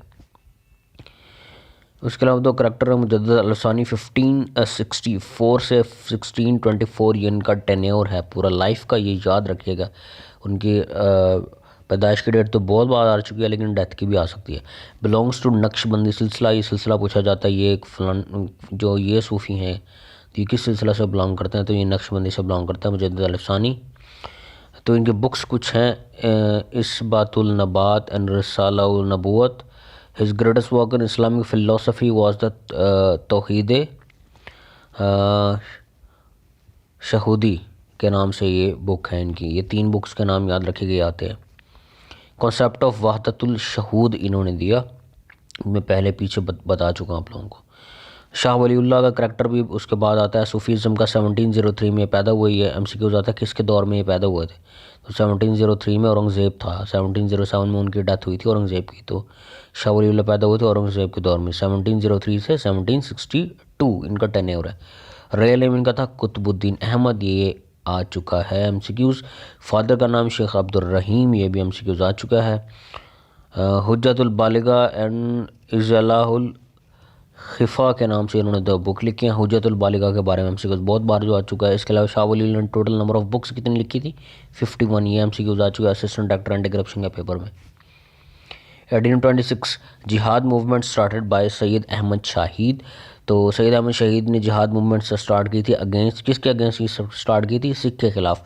तो बालाकोट में ये सिखों से लड़ते हुए इनकी जो शहीद हो गए थे 1831 में, आगे लिखा हुआ मैंने, martyred at Balakot fighting with Sikh with both Syed Ahmad Shaheed and Ismail शहीद, ये दोनों दोस्त थे, ये एमसीक्यूज आएगा तो याद रखिएगा इसको। सैयद अहमद शहीद और इस्माइल शहीद वॉज मार्टाइड एट बालाकोट इन 1831, और इन्होंने मूवमेंट स्टार्ट की थी, वो जिहाद मूवमेंट थी। 1830 Faraizi movement in Bengal by Haji Shariatullah, ये पूछा जाएगा फ़राज़ी मूवमेंट किसने स्टार्ट की थी, तो हाजी शरीयतुल्लाह ने स्टार्ट की थी। टेक्निकली स्टार्ट हुई थी 1819 में, तो लेकिन ये 1830 भी इसका आ जाता है, तो आपने देखना 1819 है तो फिर वही लगाना, वरना 1830 को आपने टिक करना है। उसके बाद एक और करैक्टर है सर सैयद अहमद ख़ान, जिन्होंने बुनियाद रखी हमारा जो पाकिस्तान आज मौजूद है, उनमें सबसे बड़ा जो है क्या कहते हैं करैक्टर, वो सर सैयद अहमद ख़ान का ही है। जो बेसिक ग्रोथ थी नेशन की, या जो इन्होंने लोग डेवलप किए उस वक्त, ट्रेंड किए इन्होंने अपनी एकेडमी के थ्रू, अपने स्कूल्स के थ्रू, उन्होंने आगे आके तहरीक के आज़ादी चलाई और पाकिस्तान मिला। तो बेसिकली जो देखा जाए तो वो सर सैयद अहमद ख़ान और ये वक़ारुल मुल्क, मोहसिनुल मुल्क, ये जो स्टार्ट के करैक्टर हैं, इन लोगों ने बिल्डिंग की उन लोगों की जिन्होंने बाद में पाकिस्तान की मिलने में काफ़ी मददगार साबित जो लोग हुए जिन्होंने तहरीक चलाई। बिकेम नायब मुंशी 1937, ये नायब मुंशी बने, और बिकेम जज बन गए 1846 में, 1937 नहीं है, ये 1837 है। बिकेम नायब मुंशी 1837 और बिकेम जज इन 1846। फर्स्ट एडिशन ऑफ असरारुल सनादीद कब पब्लिश हुआ, 1847, ये भी एमसीक्यूज आ चुका है। अदर बुक्स इनकी काफ़ी बुक्स हैं, Tabyinul Kalam, similarity between Islam and Christianity, आजकल जो बात करते हैं Zakir Naik similarities between Islam and Christianity, तो सबसे पहले काम किया था तबीनुल कलाम में सर सैयद अहमद ख़ान ने। रसाला तहज़ीबुल अखलाक इन्होंने जारी किया, साइंटिफिक स्टडी 1864 में इन्होंने बुनियाद रखी, जो कि ट्रांसलेट करती थी इंग्लिश बुक्स का इन हिंदी एंड उस वक्त हिंदी एंड उर्दू, और पर्शियन एंड हिंदी, उर्दू नहीं थी उस वक्त इतनी। 1866 में फर्स्ट गज़ट शाया हुआ था साइंटिफिक सोसाइटी का, और 1867 में दारुल उलूम देवबंद इन शरणपुर बना।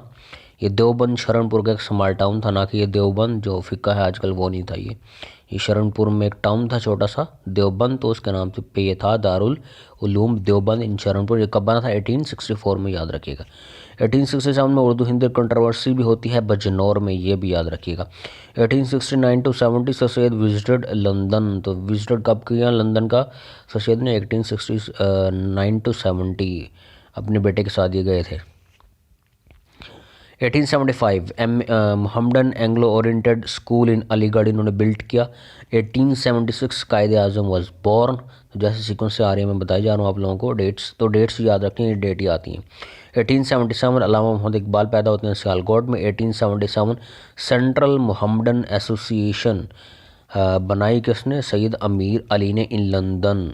1877 में central Mohammedan association was founded by Syed अमीर अली इन 1877। 1877 में जो एमए स्कूल बनाया था अलीगढ़ में, उसको दर्जा मिल जाता है कॉलेज का, और इसको इनाग्रेट कौन करते हैं? उस वक्त के जो लॉर्ड थे या वायसरॉय थे जो, वो लॉर्ड लेडन इसको करते हैं। सबसे जो बेहतरीन टाइम गुजरा है एजुकेशन के हवाले से तमाम वायसरॉयज के दौर में, वो लॉर्ड लेडन का दौर है, जिसे बड़ा सीडिंग टाइम भी बोला जाता है। 1881 पहली सेंसस हुई सब कॉन्टिनेंट में, मरदमशुमारी पहली। ये आता है कि सब कॉन्टिनेंट की पहली सेंसस कब हुई? 1881 में।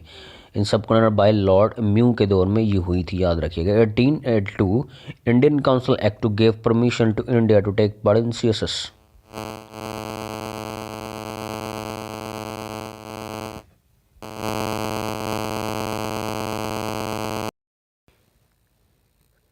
1882 Indian council act to give permission to Indians to take part in CSS। तो 1882 में जो इंडियंस थे उनको परमिशन मिली CSS एग्ज़ाम में, परमिशन मिल गई CSS एग्ज़ाम में बैठने की या CSS एग्ज़ाम देने की। 1884 अंजुमन हिमायत इस्लाम बनी। कब बनी अंजुमन हिमायत इस्लाम? 1884 में। ये MCQ भी बहुत बार आ चुका है। 1885 सिंध मदरसुल इस्लाम यूनिवर्सिटी, तो ये सिंध मदरसतुल इस्लाम यूनिवर्सिटी वो बनी 1885 में। ये MCQs भी आता है। 1885 में ही कांग्रेस बनी, किसने बनाई थी? A.O. ह्यूम ने, ये बहुत बार आ चुका है। 11 Octavius Hume. 1886 Mohammedan educational conference Syed Ahmad ने बिल्ड की है। 1886 British gave Syed Ahmad Khan title of sir. 1888 में सर सैयद अहमद खान को सर का टाइटल दिया गया ब्रिटिशर्स की जानिब से। 1861 में एक रह गया। 1861 और 1892 में दो एक्ट्स आए थे, इंडियन काउंसिल एक्ट, ये याद रखिएगा। पहला एक्ट कब आया था? 1861 में, और दूसरा 1892 में। 1894 दारुल उलूम नदवतुल उलमा, ये बना कब बना? 1894 में। 1899 लॉर्ड कर्जन बिकेम वायसरॉय, ये MCQ आ चुका है इसलिए मैंने डाल दिया यहाँ पे। 1900 Hindi became official language instead of Urdu, Urdu को हटा के हिंदी को ऑफिशियल लैंग्वेज राइज कर दिया गया सब कॉन्टिनेंट की। 1901 NWFP क्रिएटेड एज प्रोविंस, उससे पहले NWFP किसका हिस्सा होता था? पंजाब का हिस्सा था ये।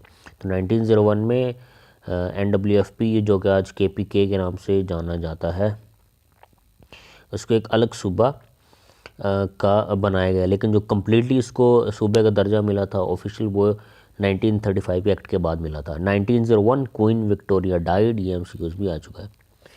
1905 partition of Bengal due to administrative purposes, अब ये मैंने क्यों लिखी है लाइन, ये MCQ इसी तरह से आ चुका है। 1905 में पार्टीशन का पूछा जाता है, कब हुई? 1905 में, और किस वजह से हुई? तो एडमिनिस्ट्रेटिव पर्पसेस की वजह से हुई थी, क्योंकि एरिया भी ज़्यादा था इसका और यहाँ की पॉपुलेशन भी बहुत ज़्यादा थी, कुछ 30 मिलियंस के करीब पॉपुलेशन थी इसकी, इसलिए इसको एडमिनिस्ट्रेशन इसकी संभालने के लिए इसको दो हिस्सों में डिवाइड किया गया, ईस्ट और वेस्ट में। 1906 शिमला वफद visited Lord Minto on 1 October 1905। तो शिमला जो वफद गया था लॉर्ड मंटो से मिलने, वो कितने लोग थे? 35 लोग थे, और वो कब गए थे? ये जनवरी 1906 को। उसके जो हेड कर रहे थे, उसको लीड कर रहे थे, वो सर आगा खान इसको लीड कर रहे थे। ये सेपरेट इलेक्टोरेट के लिए गया था वहाँ पे for the Muslims. 30 December 1906 Muslim league was created. तो मुस्लिम लीग कब बनी? 30 दिसंबर 1906 को। ये MCQ बहुत बार आ चुका है। ये ढाका में बनी थी, ये भी याद रखिएगा। 1907 regular session of Muslim League in Karachi. तो पहला जो रेगुलर सेशन था मुस्लिम लीग का वो 1907 में कराची में हुआ था। याद रखिएगा, जब रेगुलर सेशन का पूछे तो वो कब हुआ था, 1907 in Karachi. 1907 all India Muslim League constitution drafted by Maulana Mohammad Ali जौहर ने ये कॉन्स्टिट्यूशन ड्राफ्टेड किया था अपना ऑल इंडिया मुस्लिम लीग का। 1909 में इंडियन काउंसिल एक्ट आता है जिसमें मुसलमानों को जो सेपरेट इलेक्टोरेट का जो वो लेके गए थे शिमला वफ्द में एक तजवीज़ वो मान ली जाती है। 1911 comrade newspaper from Kolkata by Maulana Mohammad Ali जौहर। तो मौलाना मोहम्मद अली जौहर 1911 में कॉमरेड न्यूज़पेपर स्टार्ट करते हैं, इंग्लिश न्यूज़पेपर था ये।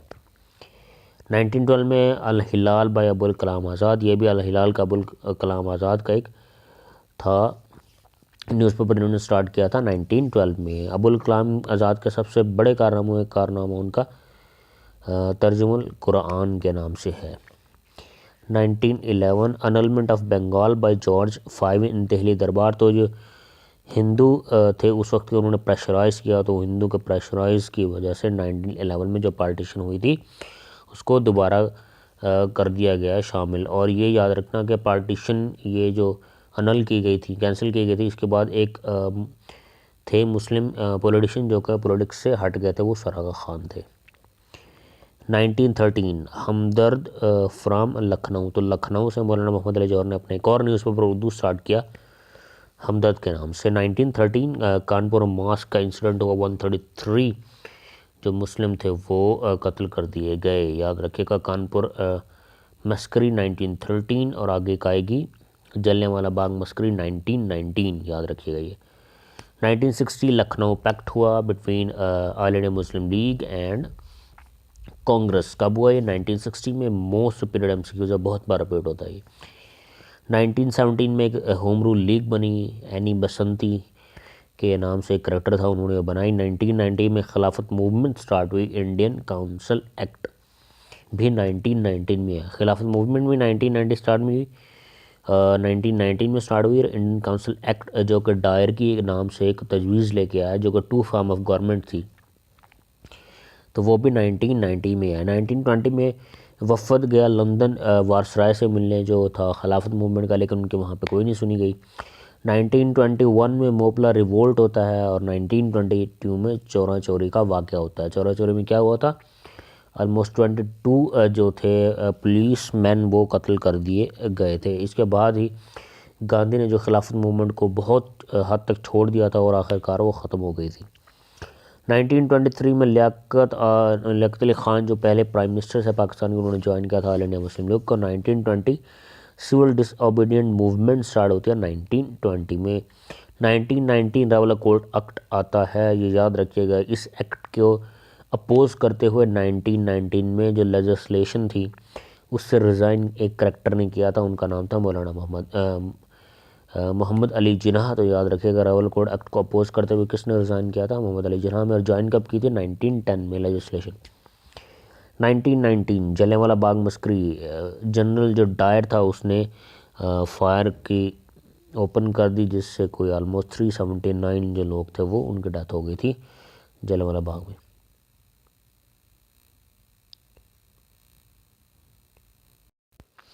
नाइनटीन 1928 नेहरू रिपोर्ट आती है। नेहरू रिपोर्ट के हवाले से हमसे कुछ आ चुका है काफ़ी बार कि नेहरू रिपोर्ट कब पब्लिश हुई थी, तो 1928 में 7 कमीशन आता है इंडिया। तो ये बना था 1927 में, लेकिन इंडिया में 1928 में आता है और इसकी रिपोर्ट 1930 में पब्लिश हुई थी, याद रखिएगा। 28 ऑफ मार्च दिल्ली 14 पॉइंट्स। तो ये अलम 20 ऑफ मार्च दिल्ली 14 पॉइंट्स। 1930 तो 1930 से 32 तक 3 राउंड टेबल्स जो कॉन्फ्रेंस थी वो हुई थी, राउंड टेबल कॉन्फ्रेंस 1930, 31 और 32। याद रखिएगा दूसरी जो राउंड टेबल कॉन्फ्रेंस थी उसमें डेथ हो गई थी मौलाना मोहम्मद अली जौहर की, मतलब 1931 में।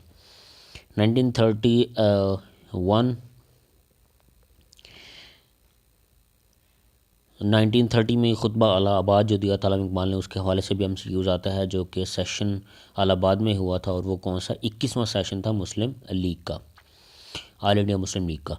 Gandhi Irwin pact to call off civil disobedient movement, तो जो सिविल डिसओबीडिएंट मूवमेंट स्टार्ट की हुई थी तो वो ख़त्म कर दी 1931 में। गांधी ने इरविन, उस वक्त जो लॉर्ड थे, उनके दरमियान ये पैक्ट हुआ था।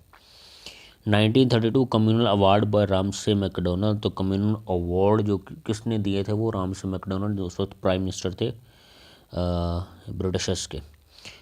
1933 नो अरेवर के नाम से एक पैम्फलेट आता है जिसमें पाकिस्तान का नाम तजवीज़ किया था चौधरी रहमत अली ने। 1931 में एक रह गया वाइट पेपर पब्लिश किया था ब्रिटिश जो उस वक्त थी इनकी असेंबली, उसने।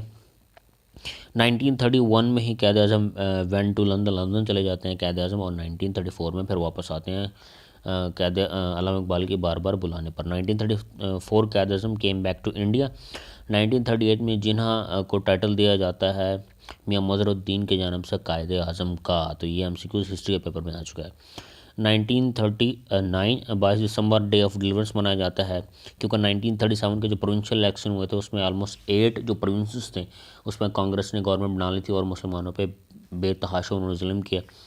जब कांग्रेस मिनिस्ट्रीज ख़त्म हुई नवंबर 1939 में, तो कायद आज़म ने डे ऑफ डिलीवरेंस का ऐलान किया, यौम निजात का, जो कि मनाया गया 22 दिसंबर 1939 को। 1940 में जो 27वां सेशन था हुआ मुस्लिम लीग का, उसमें लाहौर रेजोल्यूशन या पाकिस्तान रेजोल्यूशन पेश की गई, 23 मार्च जो है डेट उसकी। 1935 में इंडियन काउंसिल एक्ट आता है और 1942 में क्वाइट इंडिया मूवमेंट स्टार्ट करते हैं कांग्रेस। तो who started quite India movement? तो कांग्रेस। तो इसके बदले में कायद आज़म ने क्या कहा था? क्वाइट एंड डिवाइड, वो 1943 में कहा था। ये डेट्स इस तरह याद रखिएगा। 1945 शिमला कॉन्फ्रेंस होती है लॉर्ड वेवल की जानिब से। 1946 में कैबिनेट मिशन इंडिया आता है। कैबिनेट मिशन को कहा जाता है कि लास्ट कोशिश थी ये ब्रिटिशर्स की to combine the subcontinent, तो ये लास्ट काविश यही थी इनकी। 1946 16 अगस्त डायरेक्ट एक्शन डे मनाया गया 1946 में इलेक्शन जीतने के बाद। 1945 और 1946 के जो इलेक्शंस हुए थे, जो कि जिसमें क्लीन स्वीप किया था मुस्लिम लीग ने, जितनी भी टोटल सीट्स थी सेंट्रल में 30 सीट्स और 30 मुस्लिम लीग ने जीत ली थी। 1947 18 जुलाई एक्सेप्टेड पार्टीशन, तो 18 जुलाई को जो था वो बिल पास हो गया था जो असेंबली थी उस वक्त ब्रिटिशर्स की, उसमें। तो 1947 को 14 अगस्त को फिर पाकिस्तान मुआरज़े वजूद में आ गया। तो उसके बाद जो हालात हुए वो भी हम पढ़ेंगे। उसके बाद कुछ अच्छे हालात नहीं हैं। हमारे जो पहले गवर्नर जनरल थे वो तो चलो ठीक थे, कायद आज़म साहब। उसके बाद जो सेकंड आए हैं उनको हटना पड़ा अपनी पोजीशन से, क्योंकि लियाकत अली ख़ान को कत्ल कर दिया गया था। तो जब उनके बाद जो थर्ड आए हैं ग़ुलाम मोहम्मद, तो उन्होंने आते असेंबली तोड़ दी थी, ख्वाजा नवाज़ुद्दीन को प्राइम मिनिस्टर से हटा दिया। उसके बाद इस्कंदर मिर्ज़ा आए, उन्होंने मार्शल लॉ लगाया आपके सामने। तो ये हालात उसके बाद बिगड़ते गए पाकिस्तान के। जो लोग स्ट्रगल करने वाले थे वो उनकी डेथ तो बहुत पहले हो गई थी। मौलाना मोहम्मद अली जौहर की बात करूँ तो जैसे रगा ख़ान, नवाब सलीमुल्लाह, तो जो मेन करैक्टर्स थे जिन्होंने एफर्ट की थी, तो वो तो आपकी गवर्नमेंट में रहे नहीं पाकिस्तान में। चौधरी अहमद अली की बात करूँ तो वो यहाँ पे आए थे, फिर वापस चले गए थे वो। तो यहाँ पे जो लुटेरे थे, सिर्फ जो इक़्तिदार के भूखे थे, वो यहाँ पे रह गए और उन्होंने पाकिस्तान को अपनी तरह से चलाया, जो कि आज तक किसी किनारे पर नहीं लगा। तो हालात ख़राब हमारे शुरू से ही हो गए थे। नाम तो हम लेते हैं बड़े हिस्ट्री से, अदब से, लेकिन ये वो लोग हैं जिन्होंने पाकिस्तान को किसी लायक नहीं छोड़ा। इस्लाम के नाम पर पाकिस्तान बना था, लेकिन इस्लाम के नाम पे इन्होंने रहने नहीं दिया। खुद ये पड़ गए, अपने इक़्तिदार की लत इनको लग गई। हर बंदा कहता था मुझे ताहयात बनाया जाए, कोई कहता था मुझे ताहयात गवर्नर जनरल बनाया जाए, ग़ुलाम मोहम्मद, कोई कहता था मुझे ताहयात प्रेसिडेंट बनाया जाए, इस्कंदर मिर्ज़ा। उसके बाद भी बहुत से करैक्टर थे। चलें बाकी नेक्स्ट हम पढ़ेंगे 1947 से ऑनवर्ड। अब हमारी प्री पार्टीशन हिस्ट्री ख़त्म हो चुकी है, हम पोस्ट पार्टीशन हिस्ट्री की तरफ जाएंगे, हम 2021 तक आएंगे। अस्सलाम वालेकुम, today we are going to start post partition history. ठीक है, प्री पार्टीशन हिस्ट्री हम पढ़ चुके हैं 326 BC से 1947 तक। अब हमने पढ़नी है पोस्ट पार्टीशन हिस्ट्री 1947 से ऑनवर्ड टू 2020। ठीक है, 20 जुलाई 1947 को आप लोगों की फर्स्ट कॉन्स्टिट्यूशन असेंबली जो है वो इस्टेब्लिश हुई थी, जिसमें टोटल मेंबर थे 69। लेटर ऑन 10 मेंबर्स और ऐड किए गए थे, तो आप लोगों के हो गए थे 79 मेंबर्स। ये एमसीक्यूज भी काफी बार आ चुका है। 11 अगस्त 1947 को आपका फर्स्ट सेशन हुआ था असेंबली का, जिसमें डिसाइड किया गया था मोहम्मद अली जिन्ना को फर्स्ट प्रेसिडेंट ऑफ असेंबली, ठीक है, और फर्स्ट गवर्नर जनरल डिसाइड कर लिया गया था कि मोहम्मद अली जिन्ना को ही बनाया जाएगा। और फर्स्ट जो आपकी असेंबली थी उसके डिप्टी प्रेसिडेंट कौन थे? मौलवी तमीजुद्दीन। स्पीकर और डिप्टी स्पीकर का कंसेप्ट बाद में आया, पहले प्रेसिडेंट और डिप्टी प्रेसिडेंट होते थे असेंबली के, ठीक है। और 15 अगस्त 1947 को गजट पाकिस्तान का पहला इशू हुआ, जिसमें कायद-ए-आज़म मोहम्मद अली जिन्ना को एज गवर्नर जनरल अनाउंस किया गया। 17 अगस्त को आप लोगों के रेड क्लिफ अवार्ड हो रहे हैं, और उसके सरबराह कौन थे? बाउंड्री कमीशन के रेड क्लिफ क्या थे? By profession as was a lawyer, ठीक है। देन अवार्ड पाकिस्तान के कुछ पाकिस्तान के एरियाज थे जो कुछ अमृतसर से या आप लोगों के यहाँ लाहौर से अलग किए गए, और अमृतसर भी और ये एरियाज भी इंडिया को लॉट किए गए। उनमें गुरदासपुर, पठानकोट एंड बटाला। ये एमसीक्यू ज़्यादा है इसलिए मैंने इसको टाइप किया है यहाँ पे, ठीक है। 24 अक्टूबर 1947 कश्मीर गवर्नमेंट सेटअप होती है 24 अक्टूबर 1947 को, और 26 को हरि सिंह जो वहाँ के हिंदू थे वो इंडिया के साथ एग्रीमेंट कर लेते हैं, ठीक है। 27 अक्टूबर को इंडियन फोर्सेज आ जाती हैं इंडिया में, इसलिए 27 अक्टूबर को ब्लैक डे भी मनाया जाता है, ठीक है, एज अ ब्लैक डे। फिर पाक इंडिया वार होती है 1 अक्टूबर 22, 1947 से जनवरी 5, 1949 तक, फर्स्ट इंडो पाक वॉर, ठीक है। इसमें 1 जनवरी या 1 जनवरी 1948 को कश्मीर इशू को ले जाता है यूएनओ में इंडिया सॉल्व करवाने के लिए, क्योंकि हम हमारे जो मुजाहिदीन थे ऑलमोस्ट वो काफ़ी एरिया, हाफ से ज़्यादा एरिया इसका फतह कर चुके थे कश्मीर का, मतलब कश्मीर को अपने काबू में कर चुके थे। फिर सीज फायर लाइन होता है और पाकिस्तान को एरियाज छोड़ने पड़ते हैं। 1949 में एक कमीशन बनता है UNCIP, United nation commission for India and Pakistan, ठीक है। उसमें एक थे जोसेफ कॉर्बेल, उनकी एक बुक भी है डेंजर इन कश्मीर, ठीक है। ये पाकिस्तान नहीं है, डेंजर इन कश्मीर है।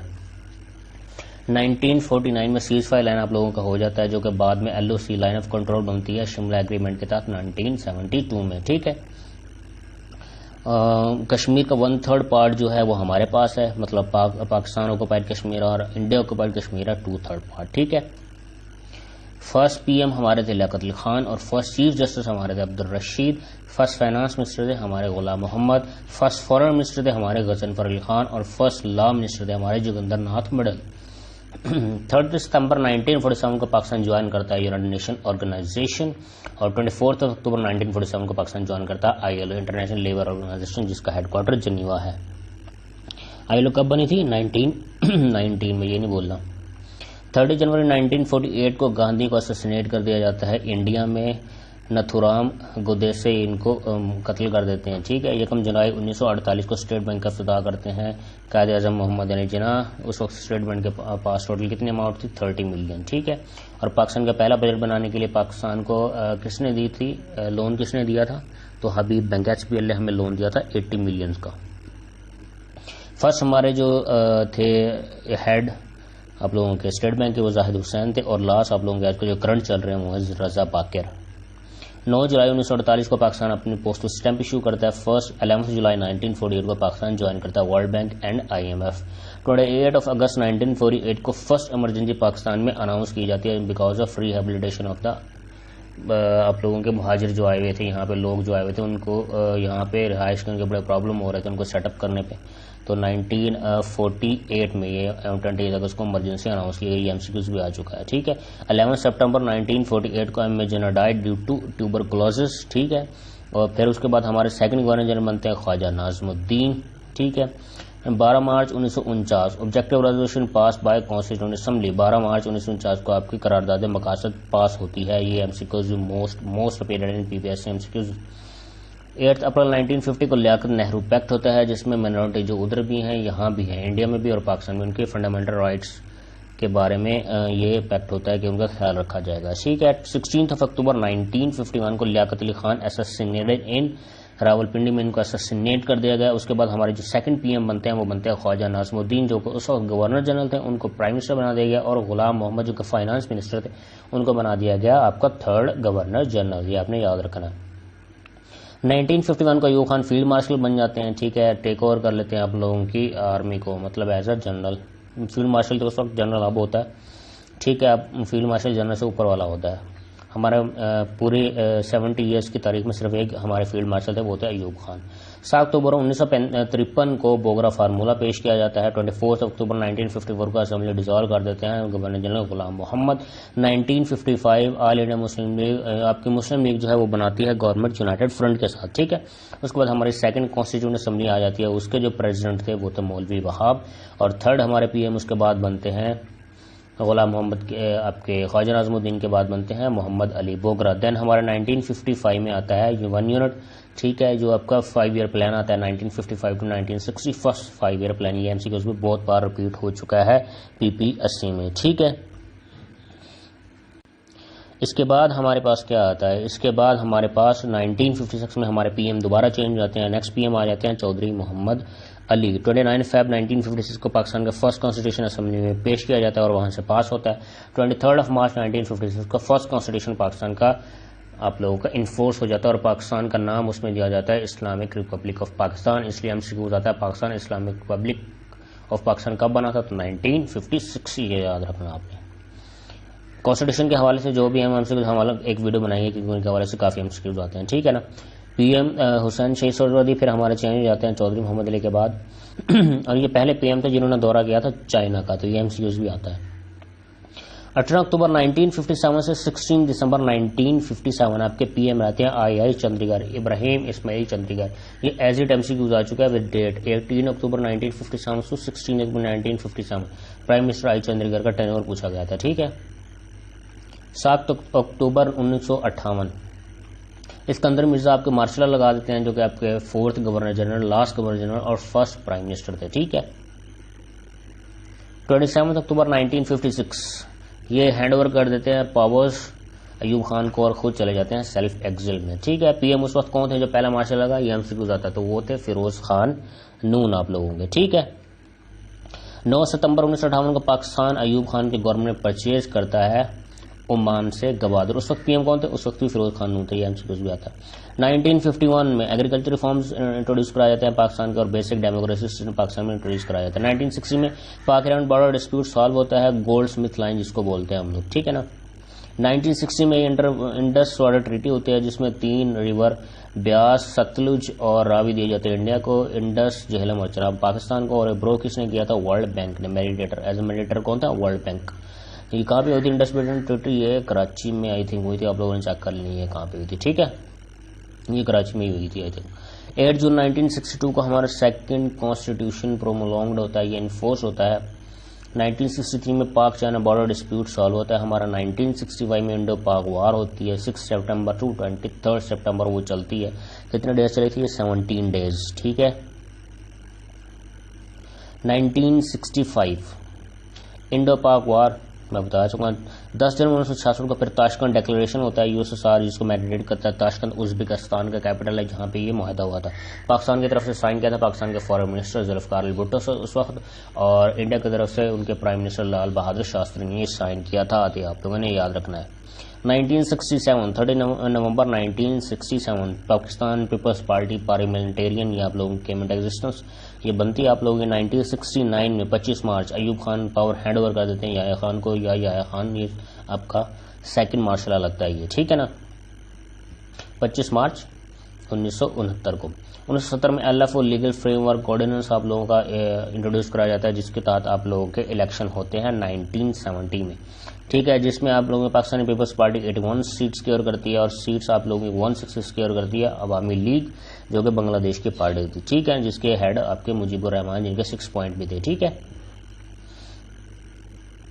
उसके बाद आप लोगों क्या होता है, ये कॉन्फ्लिक्ट होता है आप लोगों का, ठीक है, काफी झगड़े होते हैं। हमीदुर रहमान एक था, वो हमीदुर रहमान शायद उस नाम था, कमीशन वो बनाया जाता है, ठीक है, 1970 में ही। लेकिन 60 दिसंबर 1971 में फिर बांग्लादेश हमसे अलग हो जाता है। 16 दिसंबर 1971 को एक थर्ड वार भी यहाँ पे स्टार्ट हो जाती है पाकिस्तान और इंडिया की। 20 दिसंबर 1971 को भुट्टो फिर सेटअप आपके 20 दिसंबर को छोड़ के चले जाते हैं आया, ठीक है। 20 दिसंबर 1971 को फिर जुल्फिकार भुट्टो आप लोगों के फर्स्ट CMLA बनते हैं, chief martial administrator. As a president वो आपका चार्ज संभालते हैं टिल 20 अप्रैल 1972। तो आप लोगों ने ये याद रखना है, ये लास्ट डेट भी आ चुकी है इसकी, ठीक है। 1972 में फिर हमारा क्या होता है, कनप आप लोगों को बनता है कनाडा में first nuclear power plant 137 megawatt जो आपका प्रोड्यूस करता है। 1973 में पाकिस्तान स्टील मिल आप लोगों की बन रही है, ठीक है, with the help of USSR. 1973 में ही 14 अगस्त को आपका थर्ड कॉन्स्टिट्यूशन आप लोगों का इन्फोर्स्ड हो रहा है, ठीक है। 1974 में सेकंड ओएससी समिट होती है इन लाहौर, ये भी काफी इंपॉर्टेंट है, मोस्ट रिपीटेड है। 1974 में ही आप लोगों का होता है 18 मई को इंडिया अपने न्यूक्लियर पावर बन जाता है 18 में 1974 को। 1976 कोहटा लेबॉर्ट्रीज आप लोगों की बनती है, अब्दुल कदीर खान लेबॉर्ट्री जिसे कहा जाता है। 1977 5 जुलाई थर्ड मार्शल आप लोगों का होता है, लग जाता है, ठीक है ना। 4 अप्रैल 1979 भुट्टो को हैंग कर दिया जाता है, ठीक है। 1980 में आपको 20 जून ज़कात एंड उशर ऑर्डिनेंस आप लोगों का इंट्रोड्यूस होता है। अब 1980 तक हमने पढ़ लिया, ये 1980 से आगे अब हम नेक्स्ट लेक्चर में पढ़ेंगे टिल 2020। फिर डे वाइज चेंज होता जा रहा है, वो हम पढ़ भी लेंगे डे वाइज भी, लेकिन आप लोग भी पढ़ते रहें न्यूज़पेपर वगैरह, ठीक है। इंशाल्लाह फिर नेक्स्ट लेक्चर में हम लोग मिलते हैं। अस्सलाम वालेकुम। आज हमारा पोस्ट पार्टीशन हिस्ट्री का लेक्चर 2 है। आज हमारी हिस्ट्री 2020 तक कंप्लीट हो जाएगी। उसके अलावा हम कुछ ऑर्गेनाइजेशन भी आज पढ़ेंगे। प्रीवियस लेक्चर में हमने पढ़ा था 1980 तक, ठीक है। 1981 मजलिस शूरा इस्टेब्लिश हुई आप लोगों की, ठीक है। आपकी मजलिस शूरा में क्या आता है, आप लोगों का सेनेट जिसे अपर हाउस कहते हैं, आपका लोअर हाउस नेशनल असेंबली, और इसमें प्रेसिडेंट भी आप लोगों का आता है, आप लोगों ने याद रखना है। 1985 election head on non party system. तो नॉन पार्टी सिस्टम पे जो इलेक्शन हुए थे, ये एमसीक्यूज बहुत बार आता है, 1985 में हुए थे, ठीक है। और 1985 में फिर आपका प्राइम मिनिस्टर कौन बना थे इन इलेक्शन के बाद, मोहम्मद खान जुनेजो।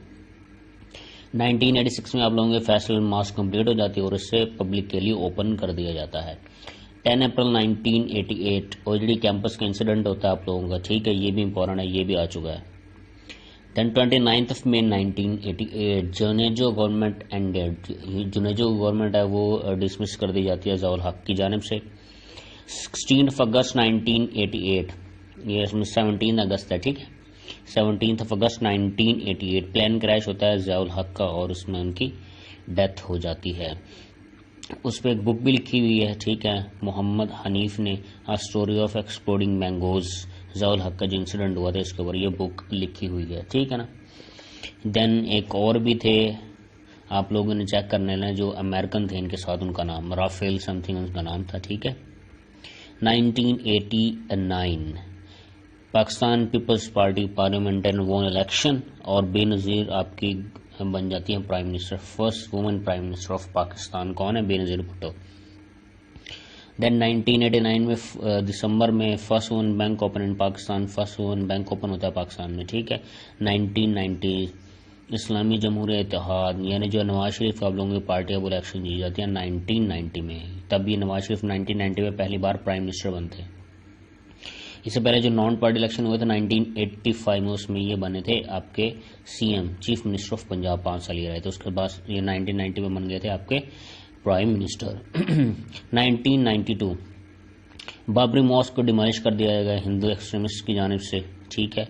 और 1992 में ही पाकिस्तान वोन वर्ल्ड कप, पाकिस्तान ने वर्ल्ड कप जीता क्रिकेट का, ठीक है। कहाँ पे जीता, ये इंग्लैंड को हराया था और मेलबर्न ऑस्ट्रेलिया में ही मैच हुआ था, ठीक है। 1993 सेकेंड टाइम बेनज़ीर की गवर्नमेंट दोबारा से आती है, ठीक है।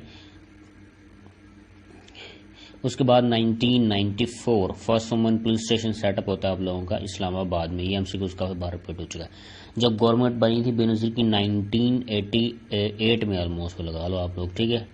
88 में इलेक्शन हो गए थे। उसके बाद उसको गुलाम इसहाक खान थे, उन्होंने ये इनकी डिसॉल्व कर दी थी 58 2B के तहत इनकी नेशनल असेंबली। देन फिर आपके नवाज शरीफ की गवर्नमेंट आ जाती है, फिर उसको भी ख़त्म कर दिया जाता है, ठीक है, असेंबली डिसॉल्व हो जाती है। फिर बेनज़ीर की देन गवर्नमेंट आती है 1993 में। 1994 में आप लोगों का पाकिस्तान हॉकी वर्ल्ड कप भी जीता। 1994 में पाकिस्तान स्नूकर, हॉकी और स्क्वॉश तीनों का चैंपियन था, ठीक है, ये एमसीक्यूज़ आता है। देन हमारे पास है 1996 बेनज़ीर की गवर्नमेंट, फारूक लिगारी जो थे प्रेसिडेंट, ठीक है, वो असेंबली डिसॉल्व कर देते हैं, असेंबली नेशनल असेंबली 58(2) भी के तहत आर्टिकल, ठीक है। और ऑपरेशन को बोला गया था, ये करप्शन की वजह से इनकी गवर्नमेंट को किया गया था, ठीक है। और ऑपरेशन मिडनाइट जैकॉल उसे बोलते हैं, ये भी आ चुका है। 1996 इंडिया पाकिस्तान को अनाउंस करता है मोस्ट फेवरेट नेशन, और पाकिस्तान ने कब अनाउंस किया था इंडिया को? 2012 में आई थिंक, ठीक है। और 1996 में श्रीलंका वर्ल्ड कप जीतता है क्रिकेट। 1997 आप लोगों की सेकंड गवर्नमेंट आ जाती है नवाज शरीफ की, नवाज शरीफ सेकंड बार प्राइम मिनिस्टर बन जाते हैं, ठीक है। और उसके बाद 1997 में फेटफ जो है आपको, फाटा जो है फेडरली एडमिनिस्ट्रेटेड ट्राइबल एरिया, जो कि अब शामिल हो गए हैं KPK में, उनको राइट टू वोट दिया जाता है। उससे पहले उनको राइट टू वोट नहीं दिया गया था, ठीक है। 1998 इलीट फोर्स आप लोगों की स्टैब्लिश होती है, ठीक है ना। इलीट फोर्स का MCQs आए तो ये 1998 उसका ईयर है। उसके बाद 6 अक्टूबर 28 मई आप लोगों का रह गया। 28 मई 1998 पाकिस्तान न्यूक्लियर एक्सप्लोजन करता है आप लोगों का, ठीक है। कौन से? चावी हिल्स में। 28 मई को यूम तकबीर भी बोलते हैं, याद रखना आप लोगों ने। 1999 फिर, ठीक है। 1998 में आप लोगों का 6 अक्टूबर 1998 को मुशर्रफ COS बन जाता है, चीफ ऑफ आर्मी स्टाफ ये बन जाते हैं, ठीक है। 1990 में लाहौर डिक्लेरेशन होता है पाकिस्तान इंडिया के दरमियान, ये MCQs भी आ चुका है एक दफ़ा। 12 अक्टूबर 1998 चीफ एग्जीक्यूटिव मुशर्रफ मार्शल लगा देते हैं, और एज चीफ एग्जीक्यूटिव ही आते हैं, ठीक है ना। ये आता है word chief executive. First and last chief executive of Pakistan कौन है? वो है आपके परवेज मुशर्रफ। और आपके CMLA कौन है? वो कौन है? वो आपका जुल्फ़िकार अली भुट्टो है, चीफ मार्शल एडमिनिस्ट्रेटर, ठीक है ना। ये चीज़ आप लोगों ने मिक्स नहीं करनी। देन हमारे पास आता है 1999 में आप लोगों को कारगिल वार होती है, और हवालदार लालच जान शहीद, ये लास्ट टाइम जिनको मिला था निशाने हैदर, ठीक है। 2001 मुशर्रफ बिकेम प्रेसिडेंट। 1999 में मुशर्रफ टेक ओवर करते हैं, और प्रेसिडेंट कब बनते हैं MCQ आता है 2001 में, ठीक है। इनसे पहले थे रफीक तारड़, ठीक है। ये बनते हैं मुशर्रफ 20 जून 2001 को, याद रखना आप लोगों ने। 2001 में ही 9/11 होता है, ठीक है। आप लोगों का 9/11 वर्ल्ड ट्रेड सेंटर में 2 जहाज टकराते हैं, ठीक है। और वर्ल्ड ट्रेड सेंटर को क्या बोलते थे पहले? GATT, ठीक है। और आजकल इसे बोलते हैं ग्राउंड जीरो। ये नाम याद रखने, ये आते हैं पेपर में। 2002 लोकल गवर्नमेंट के इलेक्शन होते हैं। मुशर्रफ लोकल गवर्नमेंट आपका नाज़िम का सिस्टम जो आया था, नायब नाज़िम का, तो वो लोकल गवर्नमेंट 2002 में इलेक्शन होते हैं उनके। उस 2003 में इनके सेनेट के इलेक्शन होते हैं, ठीक है। अक्टूबर 2002 में लोकल गवर्नमेंट के होते हैं, और फरवरी 2003 में आपके सेनेट के इलेक्शन होते हैं। ये MCQ सेम एज आ चुका है पास पेपर। 2005 8 अक्टूबर अर्थक्वेक आता है आप लोगों का 7.6 जिसकी रेक्टर स्केल पे वैल्यू रिकॉर्ड की जाती है, शिद्दत जिसकी रिकॉर्ड की जाती है। कितने लोग उससे इफेक्टेड हुए थे? इससे 73,000 ऑलमोस्ट, ठीक है। इससे पहले 1935 में जो कोयटा में आया था उसमें 35,000 लोग उससे इफेक्टेड हुए थे, ठीक है। कोयटा को उस वक्त शालकोट बोलते थे। 3 नवंबर 2007 मुशर्रफ अनाउंस इमरजेंसी जो मुशर्रफ ने लगाई थी, कब लगाई थी? 2007 में। और आप लोगों का NRO का प्रोमोलॉन्ग हुआ था, ठीक है ना। प्रोमोलॉन्ग कब हुआ था? 2007 में ही, वो भी याद रखना आप लोगों ने। 18 फरवरी 2008 Pakistan People's Party won election, Pakistan People's Party election won करती है। उसके बाद आपके प्राइम मिनिस्टर कौन बनते हैं? प्राइम मिनिस्टर आप लोगों के बनते हैं यूसुफ रजा गिलानी, भूलना नहीं आप लोगों ने। 18 अगस्त 2008 मुशर्रफ रिजाइन कब करते हैं? 18 अगस्त 2008 को। देन 27 दिसंबर 2007 27 दिसंबर ये रह गया था पीछे, ठीक है। 27 दिसंबर 2007 को बेनज़ीर को कत्ल कर दिया जाता है, ठीक है ना। 2010 फिर आप लोगों की 8th अमेंडमेंट 58(2) भी डिसॉल्व कर दिया जाता है, ठीक है ना, ताकि प्रेसिडेंट असेंबली डिसॉल्व ना कर सके। और तो इसी अमेंडमेंट में NWF का नाम चेंज करके उसको KPK का नाम दिया गया, ठीक है। 2013 में फिर जनरल इलेक्शन होते हैं, 5 जून को शायद हुए थे या जुलाई को हुए थे। PMLN वोन, PTI, ठीक है, PMLN वोन करती है। पाकिस्तान मुस्लिम लीग नवाज 2013 में वोन करती है, ठीक है। फिर 2014 में आप लोगों का APS का इंसिडेंट होता है, ठीक है, आर्मी पब्लिक स्कूल का। वो जो बच्चों का इंसिडेंट हुआ था, बहुत सारे बच्चों को कत्ल कर दिया गया था, शहीद कर दिया गया था उन लोगों को, ठीक है ना, APS स्कूल में। ये आप लोगों ने मिक्स नहीं करना। देन हमारे पास 2015 तो मिलिट्री कोर्ट सेटअप होता है, ये MCQs आता है। पाकिस्तान में मिलिट्री कोर्ट सेटअप हुए थे 1 साल बाद आपको इंसिडेंट होने के एपीएस के। तो एपीएस का इंसिडेंट कब हुआ था? तो 2014 में एज एड एमसीक्यूज आ चुका है पास पेपर, आप लोगों ने देखना ही है। 2016 यूएस से विथड्रॉ फोर्सेस फ्रॉम अफगानिस्तान से ये फोर्सेस निकाल लेते हैं आपने, ठीक है।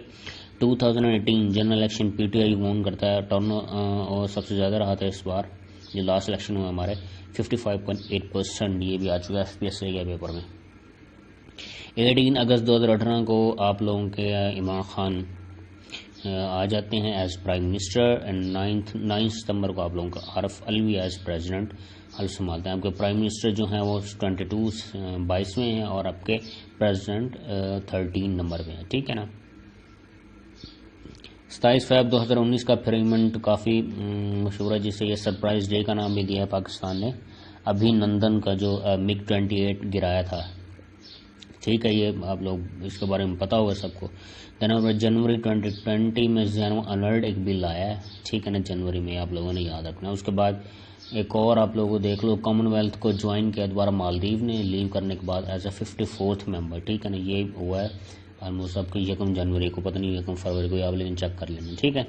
देन हमारे पास ये ऑर्गेनाइजेशन है कुछ।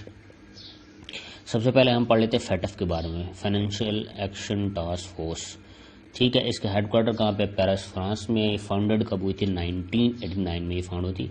और इसके टोटल मेंबर है अब कितने? 39 मेंबर है। ग्रे लिस्ट में पाकिस्तान इस वक्त मौजूद है। ग्रे लिस्ट में एक वो डालते हैं मनी लॉन्ड्रिंग के इशू हो, ठीक है, तो करप्शन वगैरह के इशू हो तो वो कंट्री पर ग्रे लिस्ट में डाल दी जाती है और कंट्री की इकॉनमी पे काफ़ी फ़र्क पड़ता है, ठीक है ना। तो पाकिस्तान ग्रे लिस्ट में इस वक्त मौजूद है। पाकिस्तान को 20 जून आई थिंक डेट मिली हुई थी, 20 जून या 30 जून, आप लोगों ने चेक करनी है ये। उसके बाद हमारे पास यूरोपीय यूनियन के हवाले से भी 2-3 एमसीक्यूज काफ़ी इंपॉर्टेंट आते हैं। अब उसमें हमारा क्या है, यूरोपीय यूनियन में ये कब बनी थी? 1957 में बनी थी। इसका हेडक्वार्टर कहाँ है? ब्रुसेल्स, बेल्जियम में। बेल्जियम का कैपिटल भी है ब्रुसेल्स। और इसके टोटल मेंबर कितने? 28 थे, अभी 27 हो गए। 31 जनवरी को ब्रिटिश ने एग्जिट कर दिया, जिसे ब्रेक्जिट बोलते हैं, बहुत नाम सुना होगा, ब्रेक्जिट, ठीक है। तो ब्रेक्जिट रेफरेंडम किया था इन्होंने इंग्लैंड ने, तो उसमें क्या हुआ था? 23 जून 2016 को ही एमसीक्यूज आ चुका है, ठीक है ना। उसमें 55% ऑलमोस्ट लोगों ने इस वोट दिया था भी आपको यूरोपीय यूनियन लीव कर देना चाहिए। अब यूरोपीय यूनियन है क्या? यूरोपीय यूनियन में 28 कंट्री थे, अब 27 है, ठीक है ना। तो इन लोगों की, जैसे हम मुल्तान से कराची ट्रैवल करें तो हमें पासपोर्ट वीज़ा की जरूरत नहीं पड़ती हमें, ठीक है ना। ऐसी उनकी जितनी भी कंट्रीज हैं एज अ सिटी वो समझ लें आप लोगों को, ठीक है ना। आप विदाउट उसके वीज़ा के ट्रैवल कर सकते हैं। सिर्फ आपको यूरोप का पासपोर्ट मिलता है, ठीक है, यहाँ से पाकिस्तानी जाते हैं वो, फिर पैराग्वे, स्विट्ज़रलैंड, जितने भी यूरोपीय यूनियन में कंट्रीज आते हैं, स्विट्ज़रलैंड तो नहीं आता, उसने लीव कर दिया, ठीक है ना। मतलब फ्रांस, इटली, जितने भी हैं 27 कंट्रीज, लग्जमबर्ग, सब इसमें आप ट्रैवल कर सकते हो विदाउट वीज़ा, ठीक है ना। देन हमारे पास इसका क्या है, तो लेफ्ट किया था इसको 31 जनवरी 2020 को, यूरोपीय यूनियन को ब्रेक्जिट जिसे बोलते हैं यूके ने।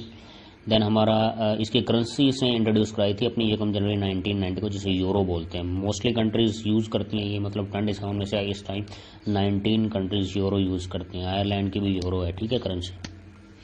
यूरोपियन कोड ऑफ जस्टिस है इन लोगों का, कहाँ पे है वो? लग्जमबर्ग में। जैसे international code of justice UN होगा ना, ठीक है, इसी तरह इसका लग्जमबर्ग में है European code of justice. Then हमारे पास क्या है, यूरोपियन पार्लियामेंट भी है, वो कहाँ पे है? वो भी लग्जमबर्ग में। इनकी खुद के इलेक्शन होते हैं यूरोपीय यूनियन के, ठीक है ना। टोटल नंबर ऑफ इनके जो सीट्स हैं वो यूरोपियन पार्लियामेंट की वो 705। उसमें यूनाइटेड किंगडम के कितने मेंबर है? 73 हैं यूके के, जो अब ब्रेक्जिट के बाद वहाँ से लीव कर गए होंगे, ठीक है ना। Which country left you? तो स्विट्जरलैंड ने भी लेफ्ट किया था पहले, ठीक है ना। स्विट्जरलैंड पहले लेफ्ट किया था, बाद में लेफ्ट किया आप लोगों के यूके ने, ठीक है। तो 27 इस टाइम मेंबर है, ये याद रखना आप लोगों ने, मिक्स नहीं करना। देन हमारे पास है OIC, organisation of Islamic cooperation, जिसका नाम है, फाउंडेड कब हुई थी? 25 सितंबर 1969। ये आप लोगों की क्यों बनी थी? मस्जिद अक्सा जो मुसलमानों का किबला भी रहा था, जिसके बारे में मैंने बताया था, यरूशलेम में जो, ठीक है ना, उसको आग लगा दी गई थी मस्जिद अक्सा को, फिर वो उसे बचा लिया गया। तो उसके बाद ये ऑर्गेनाइजेशन बनाई गई थी ताकि मुसलमानों के राइट्स के लिए लड़ा जा सके और उनके जो मुकद्दस मकाम है उनकी हिफाजत की जा सके, ठीक है।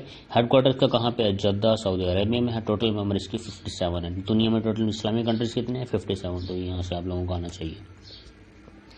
देन हमारे पास क्या है 28 जून 2011 को इसका पहला नाम होता था ऑर्गेनाइजेशन ऑफ इस्लामिक कॉन्फ्रेंस, इसको चेंज करके कर दिया गया था 28 जून 2011 में OIC organisation of Islamic cooperation, याद रखना ये डेट आ चुकी है चेंज की। फर्स्ट समिट कहाँ हुई थी इसके रबात मोरक्को में हुई थी, सेकंड समिट लाहौर में हुई थी 1974 में, ठीक है। शाह फैसल भी यहाँ पे आए थे आई थिंक। ये जो आप भुट्टो के दौर की काफ़ी वीडियोस देख रहे हो तो तमाम इस्लामी मुल्क को इकट्ठा किया जा रहा था, ठीक है ना। इस्लामिक डेवलपमेंट बैंक भी बनाया गया था, ठीक है, जैसे वर्ल्ड बैंक था। उन्होंने सोचा था कि हम इस्लामिक डेवलपमेंट बैंक बनाएंगे, जो कि बना भी है, जो कि जद्दा में आप लोगों का, ठीक है। लेकिन वो इतना खातिर खा काम नहीं कर सका। देन इनके लास्ट सबमिट 13 मई 2019 को मक्का में हुई थी, जिसमें आपके प्राइम मिनिस्टर ने इमरान खान ने भी जिससे एड्रेस किया था और कश्मीर इशू पे बात की थी, ठीक है। देन वी हैव साक क्या होगा, south Asian association for regional cooperation, ठीक है। इसमें 8 कंट्रीज़ हैं। अफगानिस्तान ने सबसे एंड पे ज्वाइन किया, पहले 7 होते थे। फाउंडेड कभी 8 दिसंबर 1985 को बनी है। हेडक्वार्टर्स का काठमांडू नेपाल है, ठीक है। फर्स्ट सेक्रेटरी जनरल इसके ज़ियाउर रहमान है। ज़ियाउर रहमान ये थे आपके आई थिंक ये कैप्टन थे बांग्लादेशी आर्मी में, ठीक है। उनके इनिशिएटिव पे ये बनी थी, इसलिए पहले उसके सेक्रेटरी भी यही हैं। फर्स्ट समिट इसकी कहाँ पे हुई थी? फर्स्ट समिट इसकी हुई थी ढाका बांग्लादेश में 1985 में, और सेकंड समिट इसकी हुई थी 1988 में इस्लामाबाद में। 19th भी इस्लामाबाद में होनी थी, लेकिन वो हमारे कुछ हालात ठीक नहीं थे, वो नहीं हो सकी। वो 2020 में होनी है अभी कुछ ही दिनों में, तो वो कहाँ पे होगी आपकी इस्लामाबाद में होगी, ठीक है ना। इसके आजकल सेक्रेटरी चेंज हुए हैं, ठीक है ना। पहले इसके थे, आप लोगों ने देखना है, सियाल थे, कोई ना उनका नाम था अमजद हुसैन सियाल शायद, लेकिन अभी चेंज हुए रिसेंटली लास्ट मंथ, तो आप लोगों ने मिक्स नहीं करना। मेंबर कौन से हैं? अफगानिस्तान, बांग्लादेश, भूटान, इंडिया, मालदीव, नेपाल, पाकिस्तान, श्रीलंका, ये 8 मेंबर हैं जो कि साउथ एशियन कंट्रीज हैं, ठीक है। इंशाल्लाह नेक्स्ट लेक्चर में फिर हम इससे आगे। अस्सलाम वालेकुम।